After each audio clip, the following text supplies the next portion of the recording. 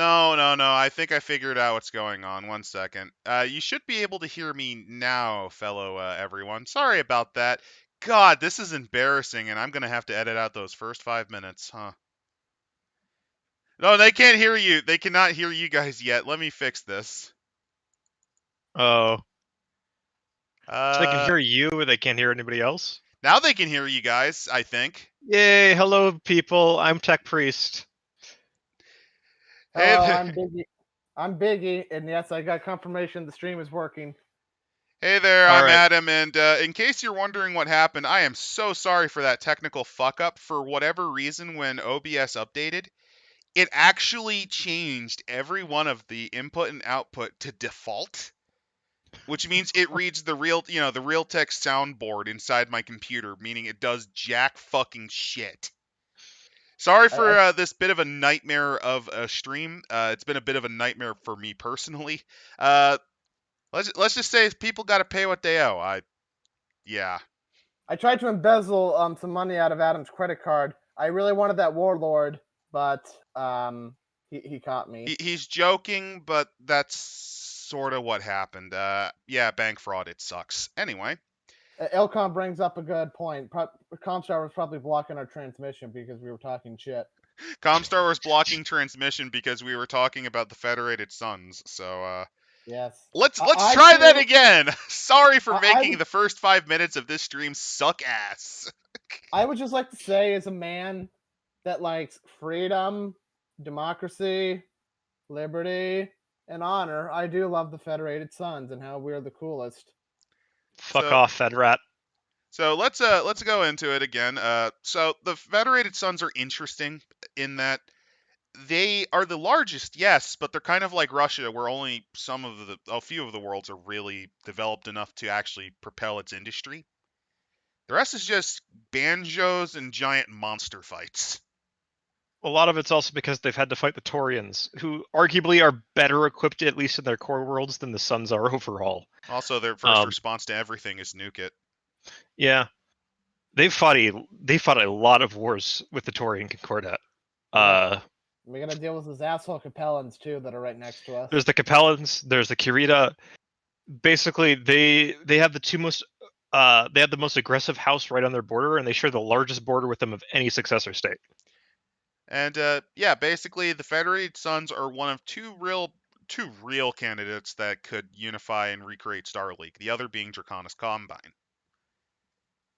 Yeah, the Combine has the industry. It has definitely the military might. It's just a question of whether or not they can fully utilize it, because there's a lot of other issues inside the Combine that which House Davion doesn't have.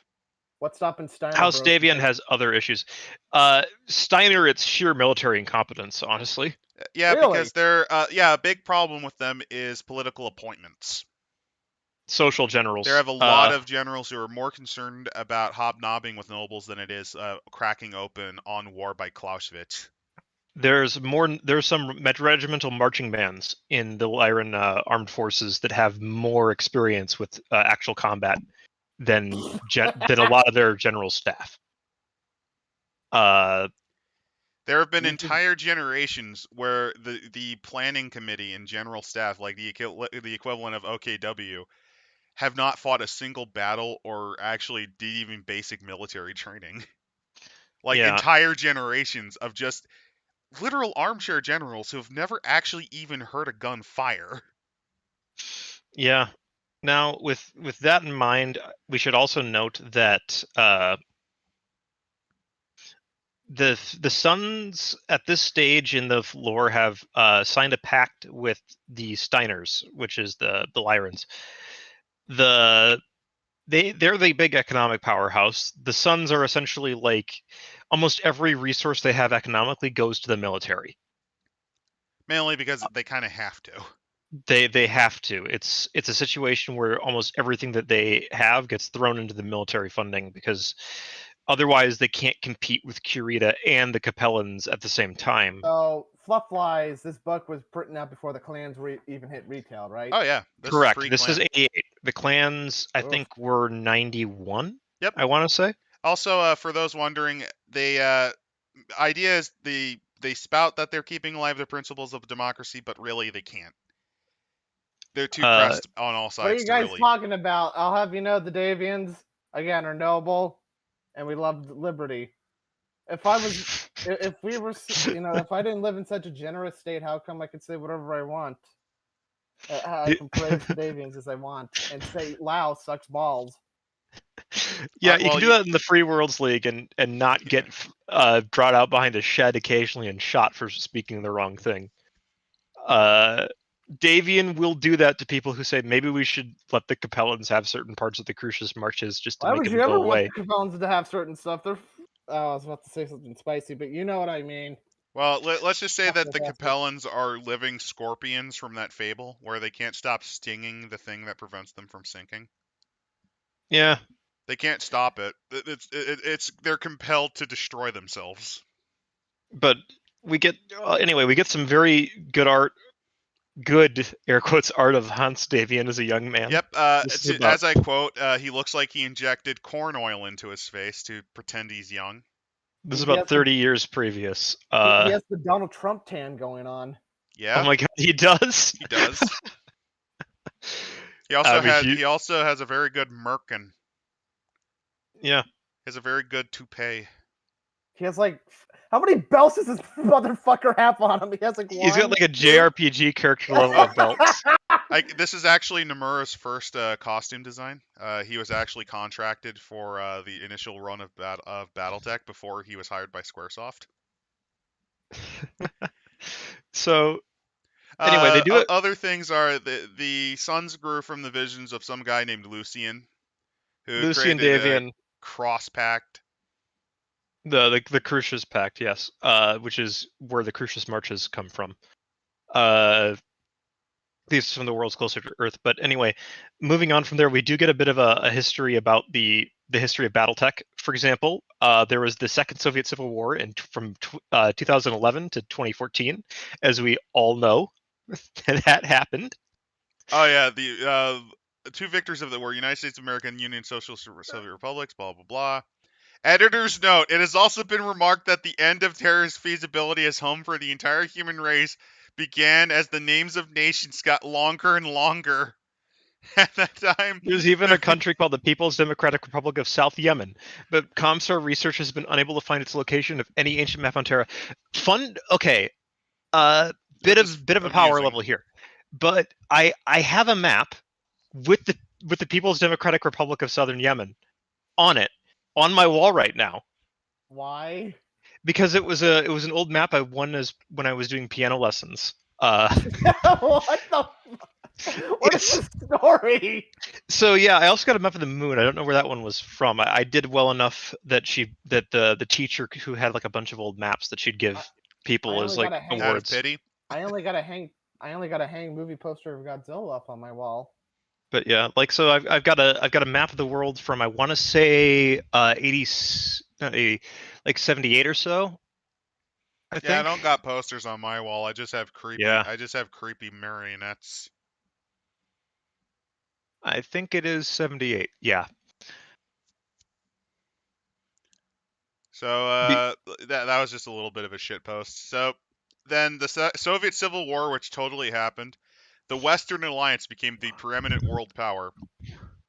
Their greatest priority was peaceful scientific research and development to overcome disease, hunger, population, and environmental damage. That's a funny way of saying enslave Africa. This is a funny way of saying, like, wow, these guys were really fucking optimistic about the end of the Cold War. But you don't understand. Some weirdo said it was the end of history. This is actually before somebody even said that. Meanwhile, in 2018, one of the greatest scientific breakthroughs occurred when Fuchida and Kearney found a slight anomaly in work on prototype fusion reactors.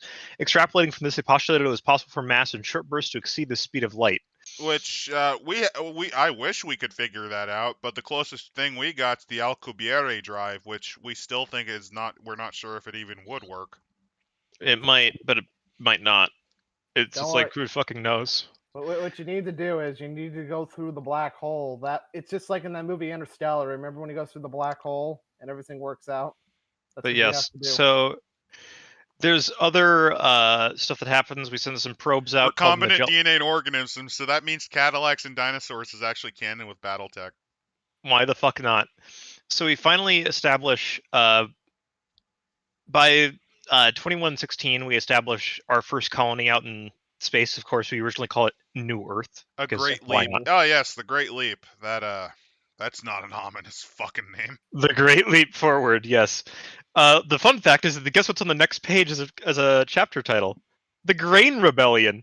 Oh. Fitting.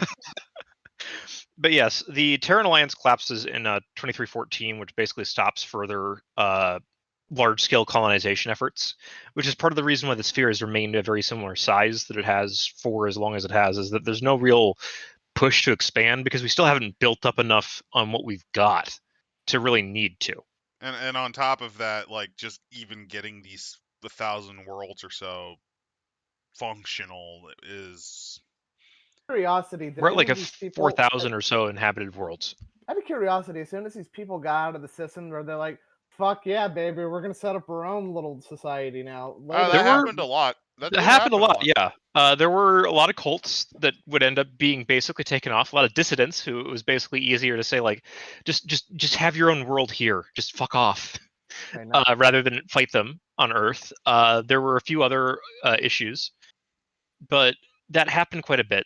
Anyway, a lot of this is very interesting, but it's a lot of very dense things. Essentially, to remember is that New Avalon was settled by a quota of volunteers from various Western European nations: Scotland, Ireland, England, Germany, and Pan-Scandinavia, contributing the largest percentage. Very bold of them to assume that birth rates would stay high enough for them to be the ones to settle there.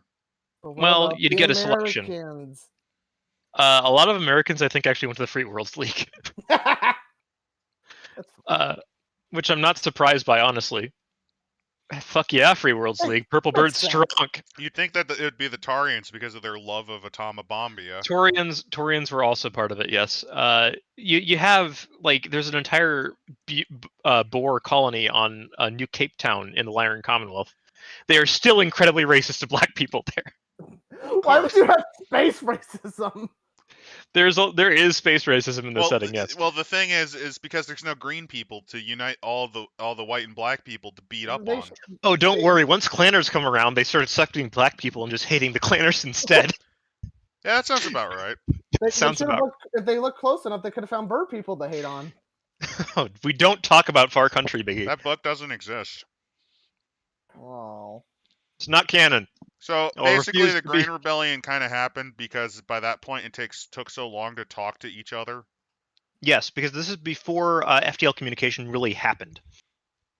And remember, it takes about 7 days to get to to get from a planet to a jump station, basically where a jump ship would be. Then it takes 7 days for that jump ship to charge its drive and jump out. Then it has to take another 7 days to recharge, jump again to the next system. So it takes about 7 days to transfer between system to system if you have multiple jump ships working in tandem. How in depth do they go about their sublight systems? So Somewhat they in this one. they're rated. We're they're really rated by skimming. Gs. We're really skimming, and I can already tell you that I'm not screaming because this is well written and it's very informative. It's just I'm only reading little bits because we're trying to Get through this without bogging down. There's like a read through of this book on YouTube or somewhere where it took like 3 hours to read every by word. people who are smart enough not to spend 5 minutes talking in silence. No, because they're using a fucking word text to speech processor, I think. Oh my god. Yeah, so there's essentially New Avalon by 2237 is It's in one of the full-scale ones rebellion. that said screw this because you can't even talk to Yep. us for like a year. And we also have, if you scroll down to the next bit, we have the first Dugram mech that will pop up. That's just a marauder. It's the War Yes. Machine from Final Fantasy. It's War Mech. Anyway, there's also a character named Varney, Emil Varney, the master Yeah, of he's taking the wrong stand at the wrong time. Yeah. The book's pretty even on him. That's Verney. I do like the Marauder art though. It's it's a Smolensk ripoff of incident. I think like a I can't remember the actual name of it, but it's like a battle pod from His some appointment anime. as Governor General in New Avalon was his last chance. Yeah. Varney actually eventually managed to get back to Earth. And essentially he was retired from public life and the whole incident was swept under the rug under colonial readjustments. So there's a bunch of like festivals and stuff that are happening, but they have next up is the Hasic family, who become very important in the Federated Sons later on. But they're There's the also first. a Grain Rebellion Day. That's a little bit of fluff. If you go to New Avalon, Yeah. they celebrate that day every day. Every year, yes. Do they celebrate with bread by any chance? I think so. I like the talk. They'd go into like how they establish a new thing. There's a little bit more, and then there's this interesting bit about the power of advertising. In 2253, Ingram, the second largest town in New Avalon, was holding municipal elections. The frontrunners for mayor were two men named Boyce and Jonovic. Also on the ballot were several other lesser-known candidates and 3 or 4 more write-in campaigns, all in a town of about 5,000 people. There were no residency requirements to run for office because the people tended to move back and forth between the handful of early settlements in New Avalon. Because New Avalon was basically just settled by independent folk who just wanted to do their own thing. Because mostly this farm. is kind of the cowboy Wild West sort of zone. Yes. They were space Amish? They were space cowboys, literally. A lot of this is kind of the frontier of space at this point. They're about as far out as you're going to get without having maybe like 30 people on a planet. Like this is still the point where the sphere is still expanding, Biggie. Yes. Like it has about 100 more years before it rapidly slows down. Yeah. Most of the people on New Avalon are second to third generation pioneers who have never seen a modern ad campaign before. So when there was a sign that was hung up saying, "For good city government, vote for whomever you like. For crop yields of plus 10 to 40% higher per acre, vote for Lewis Smithson." He wins in a landslide by mistake, basically.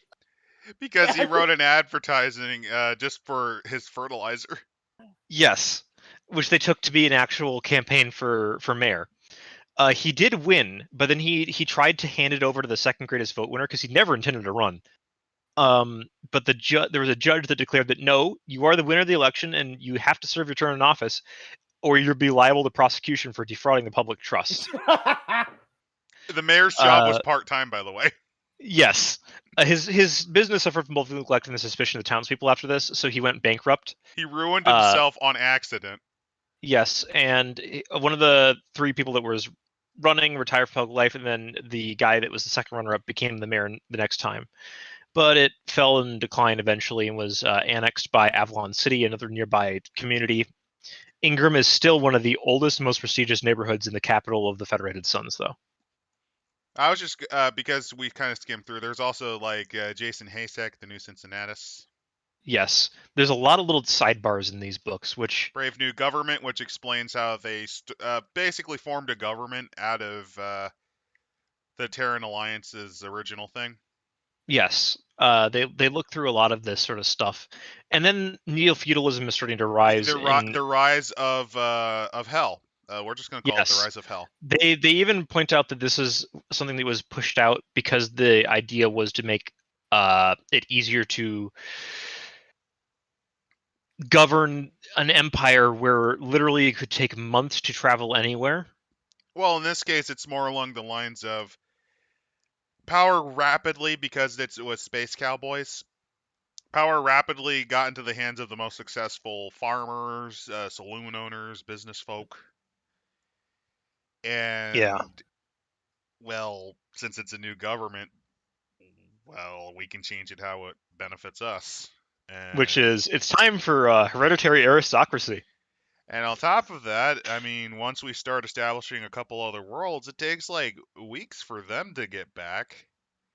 Yeah, you can't directly rule anything from Terra in this era.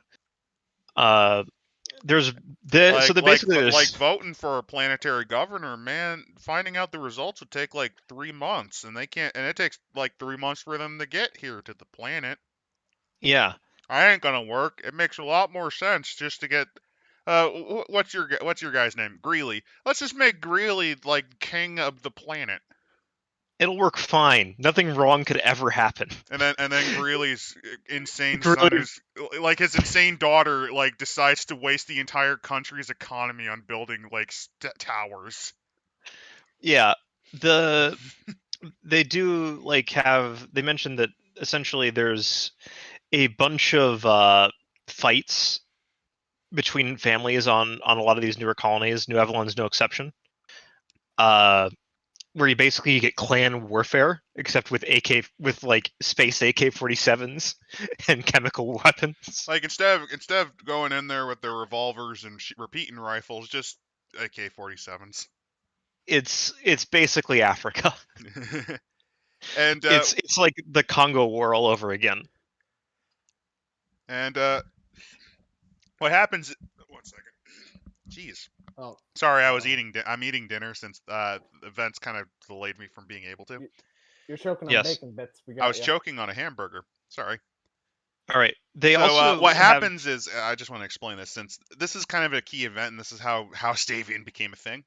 So there was this kind of Hatfield-McCoy feud between these aristocrats, and they have their own private armies because, well, you have a lot of men. You can actually hire them to make sure that you can leg break people who disagree with you. If unions form, you can do it for that. Or hey, if the planetary office tries to stop you, you can just stop them back. Yeah, there's a lot and of that these happens. little militias. That happens, and out of the original planetary militia, there's only a few survivors during this, family feud, and one of them was, well, Colonel Adam Davian. Yeah. They managed to unite supporters from their families to negotiate with other groups, which makes some sense. And there's Basically, like about 5 if we years stop of murdering each other, we can use that. We can exploit other people instead. yeah. So after about 5 years of civil war, they make a new constitution known as the New Covenant, or the Second Covenant of New Avalon. Yep, and it's in the Reformation right here. Yes, And this was between the Duvall family, who at this stage in time were deep rivals with Davian's family. And they sort of. They're allies. They're allies, not allies. Well, they hammered out an agreement, and then after that managed to get other families to stop Hatfielding and McCoying each other. Yes, and I love this other thing where they talk about another view on neo-feudalism. By all accounts, Edward Alice Shredrin was a good, honest man who was a kind to his family and never threw litter in the street. Unfortunately, he was a 19th century man in a 24th century galaxy. He never seems to have realized that his social ideas were out of date centuries before they even formed. Shredrin's simple, elegant bunkum had to do with tying down workers for large portions of their working lives in order to increase social stability. Even though this helped maximize profits for management and profit sharing for labor, there were several factors that he did not take into consideration. These make his beautiful theory collapse like a house of cards in a Chakramana windstorm. One of this is a problem of incentive. The workers in a neo-feudal situation have no more potential for lateral mobility than they have for geographic mobility. They cannot change jobs. When you're tied to the land, you can't. Yeah. You can't change jobs. Their promotions are scheduled years in advance, and they cannot know what they will be. They know what they'll be doing and what they will be doing it for so far ahead of time that they're robbed of all adventure and all sense of economic possibility. They become not only lackluster producers, but lackluster consumers. Because they can't afford certain goods, so you can't actually be flexible and adapt. Like, your market's not adaptive. Yes. Essentially, under his plan, entire populations of consumers get so set in their ways, the laws of supply and demand apply only to demand for what's familiar. Thus, neo-feudalism prevents any real economic growth. Also, innovation, to a degree. Yes, they also mentioned that it's so risky to innovate that people don't do it. So when you're complaining about that, it's literally people got entranced by neo-feudalism as an economic theory for the last 600 years because it secures their power. It secures the power of the ultra-rich who you just rationalize, hey, why not? The worst of both mercantilism and communism. A facile approach to complex problems is very tempting, which explains why neo-feudalism keeps coming back every couple of generations or so. On the surface, this theory applies to solve the most basic problems of economic theory, but a deeper analysis shows it must always fail. Oh my god, we're getting too deep for me. Thank you, Hyman Rockwell. Can I just get into a robot? No, because we haven't invented those yet. They haven't been invented for another 200 years. Damn it! You got to use this AK-47 and you got to shoot the Gatsby family across the farmstead. Yeah, so they have the first prime minister, Sarah Lockhart, who was an elderly compromise candidate because the prime ministership is now for life. And it's like, well, she's not gonna live long, and she didn't. Yeah, she didn't. And I mean, like compared to the last 7 years of like Civil War, it's better than whatever else happened. So the Cartwright Duvall Davian Alliance was cemented during this era and rose to dominate one of the chambers of the new constitution. Yep, and they The actually give 70-year-olds details on each of the ministers, at least for a while. Yes. Martin Duvall was very successful for the 2 years he was alive because he was kind of elderly and not exactly in the best of health when he got elected. But his son Martin did very, very well. Yeah, Martin's basically established their financial dominance. Did Yes. any of the Davians even come up yet? I'm not seeing any. Yes, they have. Davian was one of the peace brokers alongside the Duvalls and Cartwrights. By the way, speaking of Crusader Kings and EU4 like nightmares, Martin Duvall, a very, very good leader, dies in a hunting accident in 2309. Which is about like, right. Is this like a hunting accident, as in like I got mauled by a boar, or an Al Gore hunting accident? You mean a Dick Cheney hunting accident? Cheney, yeah. Dick Cheney is the guy who shot his buddy in the face with a shotgun by mistake, and then that guy apologized to him. Also, Dick Cheney may strangle babies to live, although we don't know yet. Hear that from me. We don't know yet. Okay. Anyway, right. So Martin Duvall establishes a trading fleet, which allows New Avalon to become much more self-sufficient because it can now trade around and help out with export goods and import goods, which helps a lot, which starts to establish the Crucius Pact. And actually, Martin's death allowed for Lucian Davian, who is Duvall's nephew, and to become the prime minister. Yep. And the thing was, it wasn't a nepotism. It wasn't like full-on aristocracy at the time. He was the deputy at the time. He was also a very logical choice. He was popular. Like, succession he knew rights, what he did. Popularity. So even from a democratic point of view, he was the guy that would have been next. Yeah. So he makes a talk. There's good old Robert Davian, who's I think his successor, or the first guy that actually came to New Avalon, I think. There's a nice right there. There's a nice little picture of him. The Davian Alliance was in the actually, the Davian family can be traced back to a 16th century Frenchman, I think. Yep, they actually go into that. They were born in Avion. Bastard son of Count de Faux. They have a noble bloodline that can be traced all the way back to Earth. This is sort of like how everybody tried to trace their line back to Julius Caesar. And in this case, this is probably what this is the case here, where they're just making shit up. Maybe. This is a big maybe on that, because there's enough record tracing. For example, I can trace my family back to like the 1600s in what's now Germany, and also back to, of all people, Robert the Bruce. Well, goody gumdrops for you. But it's like a bastard son, and there's like 5,000 other people plus that can claim the same goddamn thing. So it doesn't really matter at that point. Like, at a certain point, saying that you're descended from Charlemagne doesn't matter, because there's so many other people that can claim the same thing. It's just a neat little family tidbit. It doesn't actually contribute any legitimacy. Yep, and they go into more things about the Davians, at least on Earth, blah-de-blah. Yeah. Davians are the most noble family in the Inner Sphere. No, that would actually be... They made up the hero Arthur Davian, who was a hero at the Battle of Moscow. Yeah. As you can see, they there's some creative record keeping probably in these family records. Probably. But there is also like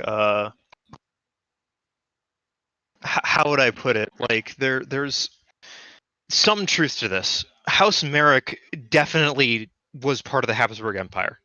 We can trace that one back. Liao, not so much. Lyrans, not so much. Kurita, we can also trace directly back to a person in the 20th century, though. Davian, probably not. Yep, it's just about the Davian family and how they got a new Avalon. Yeah. Just like noted members before. Robert Davian kind of got involved with the Grain Rebellion. He was one of the Yes. commanders. Yes. And then Catherine Ann Davian, though, is kind of the person that's the most influential in the long term. And she is. Hey, look, Marina Sirtis, is that you? Yeah. Is that Marina Sirtis that they just? Well, that kind of was the style of hair back in the day. So I mean,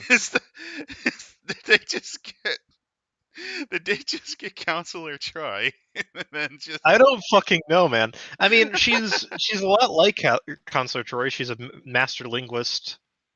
They just put her in here. Cool. Yeah, why not? She died at the age of 34, though, which is kind of like no evidence of foul play, though. space AIDS. She died in a cave-in during a inspection of a new mine. No, she set the explosion herself. She wanted to die. I don't fucking know. Die. But, Guess I'll but die. yeah, the Davians' role in the rebellion was kind of not a lot. There's they were some there, but they weren't leaders in that one. Yeah, they were helping. Yeah, Robert Davian never attempted to enter public life. His son Adam was very popular. His son Adam led to the second Constitution. The first Constitution, actually, with Havoc, and then the second one after. So both. Yes. So it's not forming New Avalon. It was establishing how it worked. That's what the Davians did. Yes, the Davians were the ones Duvals. Yes.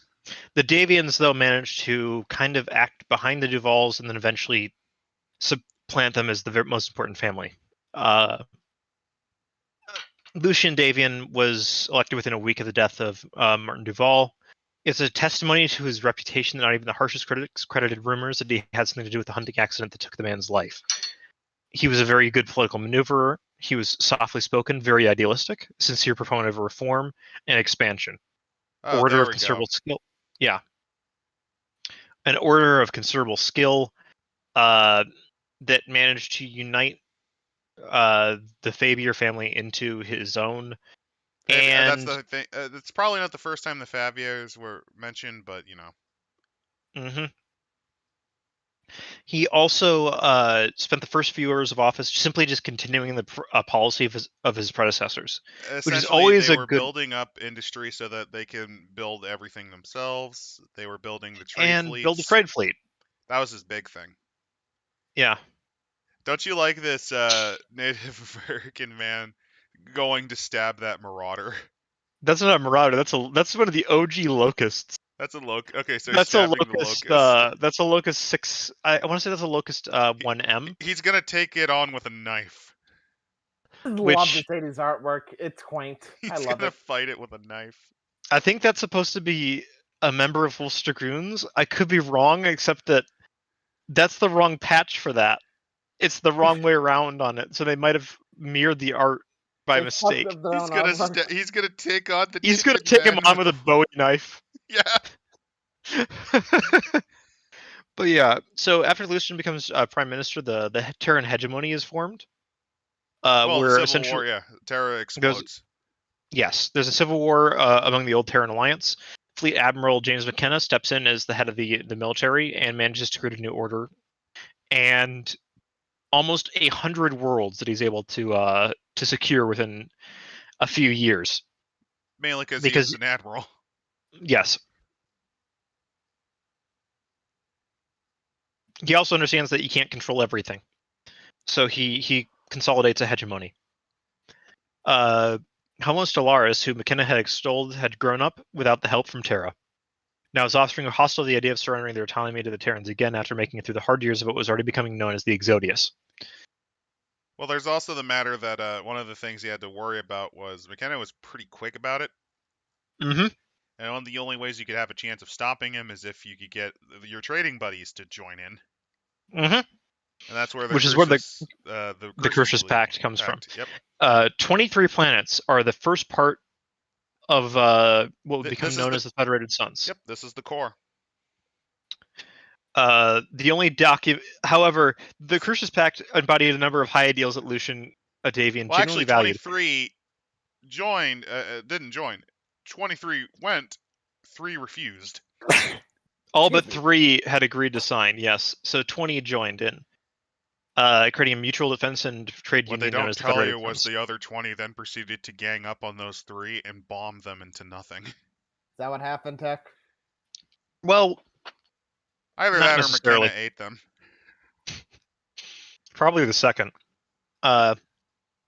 The Crucius Pact embodied a number of high ideals that Lucian Davian genuinely valued. However, at the same time, it was so loaded with amendments ensuring local jurisdiction that it was virtually useless. Basically, it was his dream. He probably spent years designing it, and then it turned out to be worth toilet paper.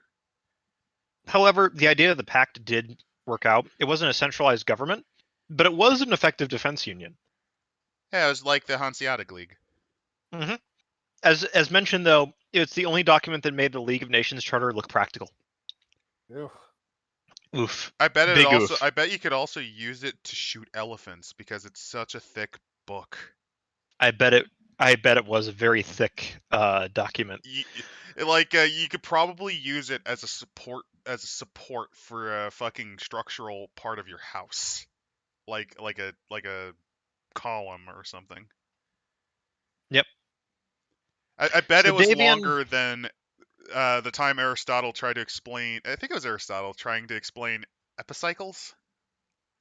You know, that 27-volume treatise to explain the epicycles of the stuff orbiting Earth. Yeah. It took 27 volumes and over, I think, 5,000 pages. Yeah, but on the next page, we do get a picture of Lucian Davian at the bottom. There he is. Oh, God. He's got the fucking Habsburg chin, I know. No, he should be tying women to railroad tracks and twirling that mustache. Yeah. I think they were trying to go for Errol Flynn, but it didn't work. I know, but this is 80s art. So we basically it's Robert Zadar.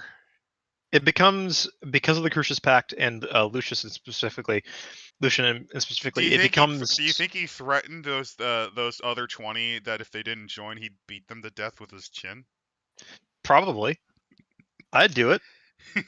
The differing from one another in superficial ways, they managed to contribute to the growth of the Federated Sons and essentially establish that New Avalon was going to be the capital. Lucian was the dreamer, the statesman who formed Federation of Worlds and made it work during the first critical years. His charms couldn't fully smooth over some other issues, though, which would impact Chesterton and lead to conflict eventually with House Liao. They go over the history of Muskion. It's really not super important. They also highlight that he might actually be a cuck baby, that he's not actually a Davian at all. It's very possible, yes. So anyway, the dream fulfilled. And sorry we're jumping around, actually, in chat. Actually, how's chat doing? How are you guys handling the little stream we're doing today? So again, sorry about the beginning being a bit rough.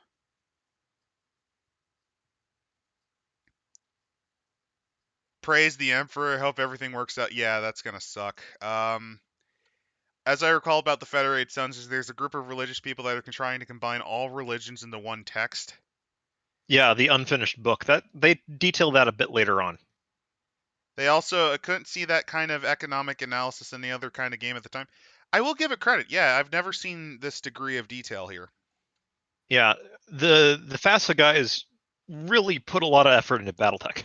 It's almost like if you made me not want to have contempt for the setting, you would have showed me this one first. Yeah, I'll admit that I made a mistake in not throwing you these old 80s books first, but I wanted to just do a summary. I didn't know that it would turn into a long-running series, honestly. So yeah, what happens is they fulfill the dream and create, the Federated Sons. But then something called Muskion. Yes, Muskion is sort of it's a world. There's It's a a shithole planet. it also becomes sort of a government of various small other groups, which becomes an empire, which then this is the sort kind of the age of war, is when the Terran hegemony Began colonizing again. forms. Yeah. Well, no, that's the end of the colonization, and now everybody's starting to get the knives out because trade pacts have formed. And essentially, it's like how city-states in the Middle East, and like the early Middle East, were fighting each other. Volunteer That's the crew sort of state. departed in this vessel. So basically, these colonists landed on Muskion more because they had to. Yes. And again, the world eventually would become the hub of a small 8-planet empire. Yep, first that 6, then then 8. that then got into conflict with the Federated Sons. Over the planet Emerson, right? It's also related to Chesterton. Basically, there's some the Liao book goes into this somewhat, which I think we'll be doing next. The history of House Liao is not as well. It's dumber, honestly. So Muskion, apparently Lucian visited this in his campaign. Yes, to try to get them into the Crucius Pact, and he did successfully get them in. The problem is that Emerson and Bedinkados didn't acknowledge that they were part of it, which then declared their independence and got Chesterton commonality involved. How do you let somebody in, but yet say you're not in at the same time? Because you're a planet. Because Muskion claimed the planets, but the local administrators and people, because they couldn't enforce it, were like, what the fuck? Like, no, we're not being part of your fucking dictatorship. Get the fuck out of here. It's the equivalent of how Macedonia would claim the Greeks, most of the Greek pole, but in actuality, most of the time they were basically independent. Like, wait, what? The Antigonid king is like, we gotta send them shit. No. Yeah. Like, yeah, like map makers will put them there, but they're not. It's just kind of more claimed, and technically, kinda, but not really. But yes, the Chesterton commonality did kind of beat the shit out of the Federated Sons in the First War because of Muskion. The two planets changed their hands several times. But I like that adding Muskion actually fucked over the dictator, because even when they took him back, they didn't get him back. Yeah. And then when they tried to fight them in a civil war, yeah, they lost all that. They got Crusader Kinged. I also do. I'll give him credit. I like that Lucian isn't perfect, because he was good at getting people to agree, but he was bad at commanding troops. I love that he died basically with a broken heart. Yeah. Just like Padme. After the Little War ended, other wars along the Rimward March, as the area was then known, began to escalate. Several states, including the Cappellan Hegemony, the Tikkanov Union, and the St. Ives Mercantile Association, and the Chesterton Commonalty. I like the term Tikkanov Union. They're actually quite important in the setting for a long time. They're a very hotly contested area. I like the name. Also, the Mercantile Association's not bad. St. Ives, not bad. I like that one too.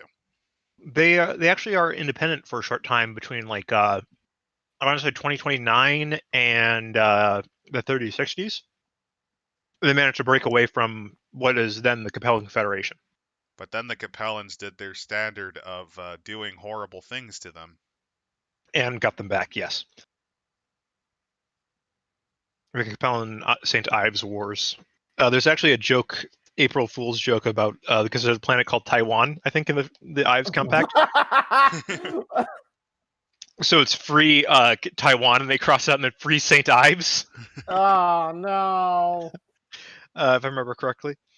But yeah, the Federated Sons. Is it bad that I can just envision on that planet every now and again, you'll see posters on the day that they declared independence or form.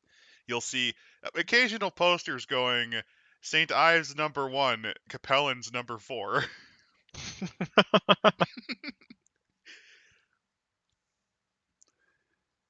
But yes, the Basically, he failed. He was failing in foreign policies because by this point, people There's were so many fighting border over, wars happening. Yeah. Yes. This is the era of this is when the Age of War really starts to kick off. Everyone's fighting everybody else, and Lucian retires, dies 3 months later. And then drops dead. Yes. His I think his son goes on to become the new prime minister and the new president. Actually, it was his youngest brother. Oh, youngest brother. Okay. His son was Renard. Renard.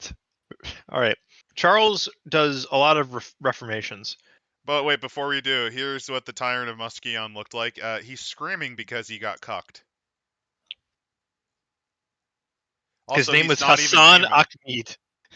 His name was Hassan Akhmed, which I think is quite fun. So Charles the Reformer, he had none of the ideals. He just wanted the power. Yep. And yeah, he was able to take control pretty easily. He managed to reform a centralized army. He made routine day-to-day operations happen on the capital for the government of the new thing. He didn't fully implement all of the reforms, but he implemented enough of them. When he died, Joseph the Fourth Davian brother was in failing health. Thus, Renard became deputy prime minister instead. Well, there's actually a few things that happened. First off, what he would do is there's now a force leader, and presidents can now set strategic aims, basically centralizing the army. I mentioned that, yes. Yeah, but what he did was instead of they can contribute, they had strategic aims that they must. Yeah. He Then also he took the armies they gave him and indoctrinated them to a central idea, the Federated Sons, rather than their homeworld. Yeah. So essentially, he took their army out from under them and kind of used them as a cudgel. Yes, eventually Renard would become the next ruler, but two decades under Lucian and Charles Davian had basically made the Federated Sons into a tightly woven network where New Avalon was the heart of it. Yep, and the army was pretty much as loyal as can be to this core. Yes, and Renard would become probably one of the most important... known as the war leader. Yes. There had been a fighting going on the Cappellan frontier for about 20 years. Charles Reynard decided that he'd basically end this, but he's going to do it from a position of strength. So he beat the shit out of the Tikkanov Union. He managed to negotiate with a Cappellan hegemony for a non-aggression treaty, and essentially managed to get formal control over a bunch of Chesterton. 3 worlds in specific: Mira, Mirsatim, and Almach. We could go way into depth of this. We should probably speed up because there's a lot more stuff. Speaking of which, on the next page, there is an Irby. We get to see an Irby. He's dying. He's dying and about to fall over, but he's there. Now, if it's anything like my Irbies, they'll get pushed down, but they'll get back up stronger than ever to kick your ass. That's my Irbies. Anyway, Reynard would die in 1371 from Black Marsh fever, also known as the lusty Argonian maid. Oh. He also did set up colonies as well, just expanding outward on more marginal worlds that weren't settled initially. Yes. Yep, there we go. Black Marsh fever. Now the next one is the Tyrants, which talks about some of Reynard's children, which are not very good. So I'm going to read this paragraph and then we'll get into that. Perhaps House Davion was too successful too quickly. If they had not risen so rapidly to absolute power within the Federated Sons, their line might have produced more leaders qualified to fulfill the duties of rulership. From the very start, the Davians began to function as a dynasty, but with no provision for screening out the unfit for ensuring proper training or preparation. When fate brought forward a fool, a weakling, or a tyrant, there was no choice but for the family, the planet of New Avalon, and the Federated Sons to accept him. All too often, a ruler's flaws did not show up until after he was in power. And that's a problem that the Federated Sons have. All of them You actually never know have what you're gonna get. But They might be well, good out of the throne, but sometimes Liao they just is fall apart. yeah. Anyway, Yijian, Anyway, the people say that the marriage between Renard and his wife was a mistake. yeah. How dare he Does it? marry Common? There's no denying that Etienne and his two children were necessarily yet Paul Marie and Paul's descendants show no taste of the so-called demon strain attributed to Etienne's branch of the family. I think they just realized how much power and money they had, so they just, Yeah. affluenza. Only one ruler out of 5 of Renard's successors was fully stable, and only 2 tried to provide the Federated Sons and New Avalon with satisfactory leadership. Big oof. Yeah. They would find themselves in difficult strait. They became the plaything of a madman, the schoolyard of a scholar who was more interested in studying than running, and Yes. twin narcissists. Yes. Now, Paul is actually an okay ruler. The scholar? Yeah. The scholar. Paul, I like Paul. Well, Here's Paul, he's just picture a of Paul. bookish nerd. He's just a little bookish nerd. It's not his fault. When I met Paul Davion, he was dressed like an 1820s romantic poet in There a he is. broad flannel trousers, a white rough shirt, a brown top coat, and with a red ascot that set off his swirl of soon-to-be receding brown hair. This is a far cry from standard blue, gray, or white suits and the brightly colored silk shirts that were the style among businessmen in 2376. As I continued to observe President Davion in the following years, I was sometimes amazed to see him address the council wearing garments ranging from bucklers with sashes to leather jerkins and peach-colored waistcoats. He once asked me in private what I thought of a red tie he wished to wear to diplomatic function. On my advice, he decided against, possibly my best contributor to haute couture in the high Christmas culture. march. High culture. I hate to admit it, but there were times when he showed real fashion flair that might have been impressive if it was more up to step with the times. He dresses like a dork. Yeah, from upstairs and downstairs, my life is Paul Davion's Valet by Lauren Rodnowski, Scandalmonger Press, 2408. I actually really like that. So anyway, before him was Etienne the Madman. Yeah. All right, who committed suicide? Yeah, basically, he ran the nation poorly. Paul, though, was actually quite successful. They go in, and he was a master at delegation. We're gonna start. I'm gonna briefly go over Etienne's reign. Etienne at first wasn't actually seen as bad. Like for the first couple years, then he cracked, and it was revealed he was massively bipolar. Yeah. When he was stable, yeah, he was good, but more often than not, he'd switch between moods, go into massive manias, or just at certain points just say fuck it and leave the presidency, doing whatever the hell he wanted. He also killed one of his friends while in a mania. Yeah. He was a bipolar maniac that occasionally would be good, but those occasions were very brief, and it was only in the first year mostly. And then Paul was actually decent. Paul was just a bit eccentric. The problem is he was a bit eccentric, and he was in between like 5 of the worst fucking rulers. He displayed symptoms of hypochondria and intermittent paranoia. But paranoia is not exactly a wrong thing when you're dealing with Cappellans at this point. Yeah, also with the other Davians. Also being a noble, yeah. Especially those two narcissists and the fact that that the previous guy was crazy.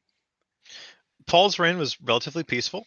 He had to often oversee his government from a sickbed, which might have been because he was he was actually sickly. Well, no, he was genuinely sickly too. But also a hypochondriac. 9 years later, a real illness finally carried the man off. Who'd struggled so long against illusory ones. Like they're joking, but they even mention he was a sickly child. So no, he's not full of shit when he's hypochondriac. He's just he was very successful though. Very good at delegating. Of all the Davians who held power between the time of Renard and Simon, Marie Davion was the soundest in mind, training, and experience. 10 years younger than her brother Etienne, Marie had been her father's darling. Basically, Paul actually was more just outshone by her. Yeah. When they Paul say that this was the reign of tyrants, no, Paul was fine. Paul and Edian was Marie were crazy. Paul and Marie were both fine, but Marion forced her to name her sons as principal heirs. And they were horrible. Yes, she also made the prime ministry a hereditary position. Which was not popular. No. There were in 2398, the Federated Sons, what had been a free worlds. Essentially, what had happened was that there was the Free Worlds League and the Capellan Confederation erupted into basically open warfare again, which they claim is the start of the inner sphere, the Age of War, where the inner sphere starts to get engulfed all over the place. Not really. Technically, not really. There's earlier. There's way earlier. It's just this was the end of a surprisingly long piece in this section of the inner sphere. Yeah, outright, not total war. I guess you could say. It was surprisingly a long relative piece, other than very rare border clash. Yeah, And Mary tried to avoid this, but the Cappellans were Cappellans. Yes. So there's also the fact that there's two twins who were 40 when their aunt died. They were born to luxury, but raised mostly by their indulgent, ambitious mother. They were married and unchildless, mostly due to their efforts of their mother. The Edmund was the elder. He was a weak-willed man. He kept his vices private, though, and harmed no one else. He was a withdrawn and sulky person. And the Edmund younger twin by himself probably wouldn't have been too terrible. Yeah, it's Edward though. It was Edward. Edward was using Edmund. And it's actually because of these two and Edian, which is why this region in their history is so considered dark, despite it actually not being as bad as they say. Yes, because you had a really bad guy, and then these two. By the way, when Marion died in 2410, her work was only partially complete. Perhaps her greatest disappointment was Edmund, a suspected homosexual, never gave in to her repeated request to establish a family. Only he can get away with that. After Marion's death, Edward became the eminence grise of his brother's reign. At Edward's suggestion, Edmund began to institute further reforms that were neither nor as subtle nor as practical as those of his mother. Most notorious were a series of acts that placed House Davion entirely outside the laws of their planet and the Federated Sons as a whole. Well, let's go into so yeah, we got Edmund's character. Edward he had his mom's problems. He was a manipulator, and he thought himself smarter than he really was. He treated people like, assets. But the problem was he wasn't that smart. No. But I should also note that what would happen next is a very big part of the setting's history, which is the Ares Accords. And the best thing that Edward did was he said, we should send a fool on a fool's errand. So they sent Simon Davian with negotiating power. Simon Davian would become one of the most important Davians of all time. So literally a joke got too big. Literally a joke outgrew him. Yes, the Ares conventions are the ones that they sent Simon basically because they didn't expect him to succeed. They didn't expect any of this to succeed. No, because House Liao and House Liao and House Davian fucking hate each other at this point. Yeah. Also, Simon Davian signed the conventions on behalf of the Federated Sons, but Edmund refused to ratify it, most likely at the influences of Edward, to ensure it failed. Yes, and the High Council then devoted to accept it, overriding him. So Edmund disbanded the High Council. And that was not the smartest decision. Yeah, he died in 2415, leaving his wife's 10-year-old daughter and his brother Edward as the closest heirs to the throne. Edward moved quickly to eliminate opposition, convening killed a his trial. Brother's wife and his lover. And her lover. And then killed his own niece. Yes. Simon escaped the purge by being away from the capital, and was ordered to be killed, but the officer was. But by this point, Edmund was already a problem, but they knew Edward is a Edward was disaster. the problem. Yeah, so Edmund... Like, Edmund was bad, but it's Edward that was why he was so bad. So they're not listening to this jackass. Anyway, I've got a friend who's like in Discord asking, which one am I? Hi, I'm Tech Priest. So, yeah, sorry about that. I should have clarified. What was that about? Somebody was that had just tuned into the stream was like, oh, which one are you? Because they'd never Which heard one me is- talk before. Okay. Not much of a friend if he doesn't know what you sound like. Yeah, that's Tech Priest. I'm Adam, and that was Biggie. You heard. Because we're No, about. I'm actually Randall Frag, actually. Yeah, no. So Edward continued down his road to power. He establishes a massive presidential bodyguard. He built the police network. Yeah, his ambitions clearly included the elimination of the entire High Council in favor of an absolute monarchy. The delegates finally saw what was happening and managed to respond to it. What's known as the November Conspiracy occurs, which ends with the death of Edward at the hands of Simon. Simon attends a full meeting of the head High Council the moment that Edwards appears. Simon snatches a handgun from one of the Presidential Guard, a Confederate who had infiltrated the ranks of the Corps, and shot him 5 times. Holy shit! He then threw down the weapon, put himself at mercy of the High Council, requesting a trial. He is then exonerated as properly doing what was right and proper. What the High Council wanted to do. Yes. And some people say that it was part of the November Conspiracy. Now, it might have been just to make him look more legendary by preventing the break apart, because they were threatening to just completely disassemble themselves. Yeah, it's really a question of how much of this was on the spot, or how much of this was everything done, including like an attempt, the assassinating his uncle. I guess. Yeah, I think it's his uncle. Yeah, it was his uncle. I don't know about you, but I don't think Simon did anything wrong. Not really, no. He did everything correct. He obviously knew he was a target of assassination, so he just decided to fucking do it first. There was also Arthur Davian, the son and heir of Edward, who was only 7 when his cousin kills his dad. Arthur was actually pretty good. If his father had died earlier, or wasn't Edward, he probably would have been a pretty good ruler, is kind of the conclusion that a lot of people have about him. He died in battle as a major during a rebellion. Yep, the Rebellion of Alexander. Rebellion of Alec. But then comes the Principality, which is the Principality in the times of crisis. The Principality of Xeon comes in. Simon Davian says that we need a presidency to become forever. Sort of. We needed to have a first prince. We'll just make it the premier or something.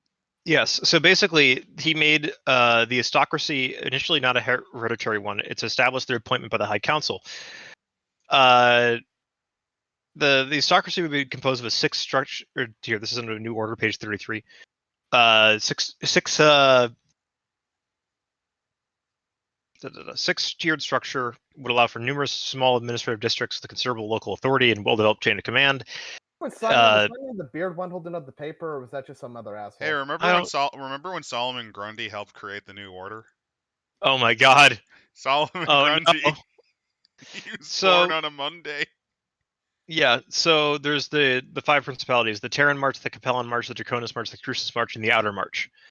And then it would be further subdivided, so on and so forth. So it had some centralization, but it had enough local autonomy to keep things functional at this time period. This is pre-FTL, so they had to include that.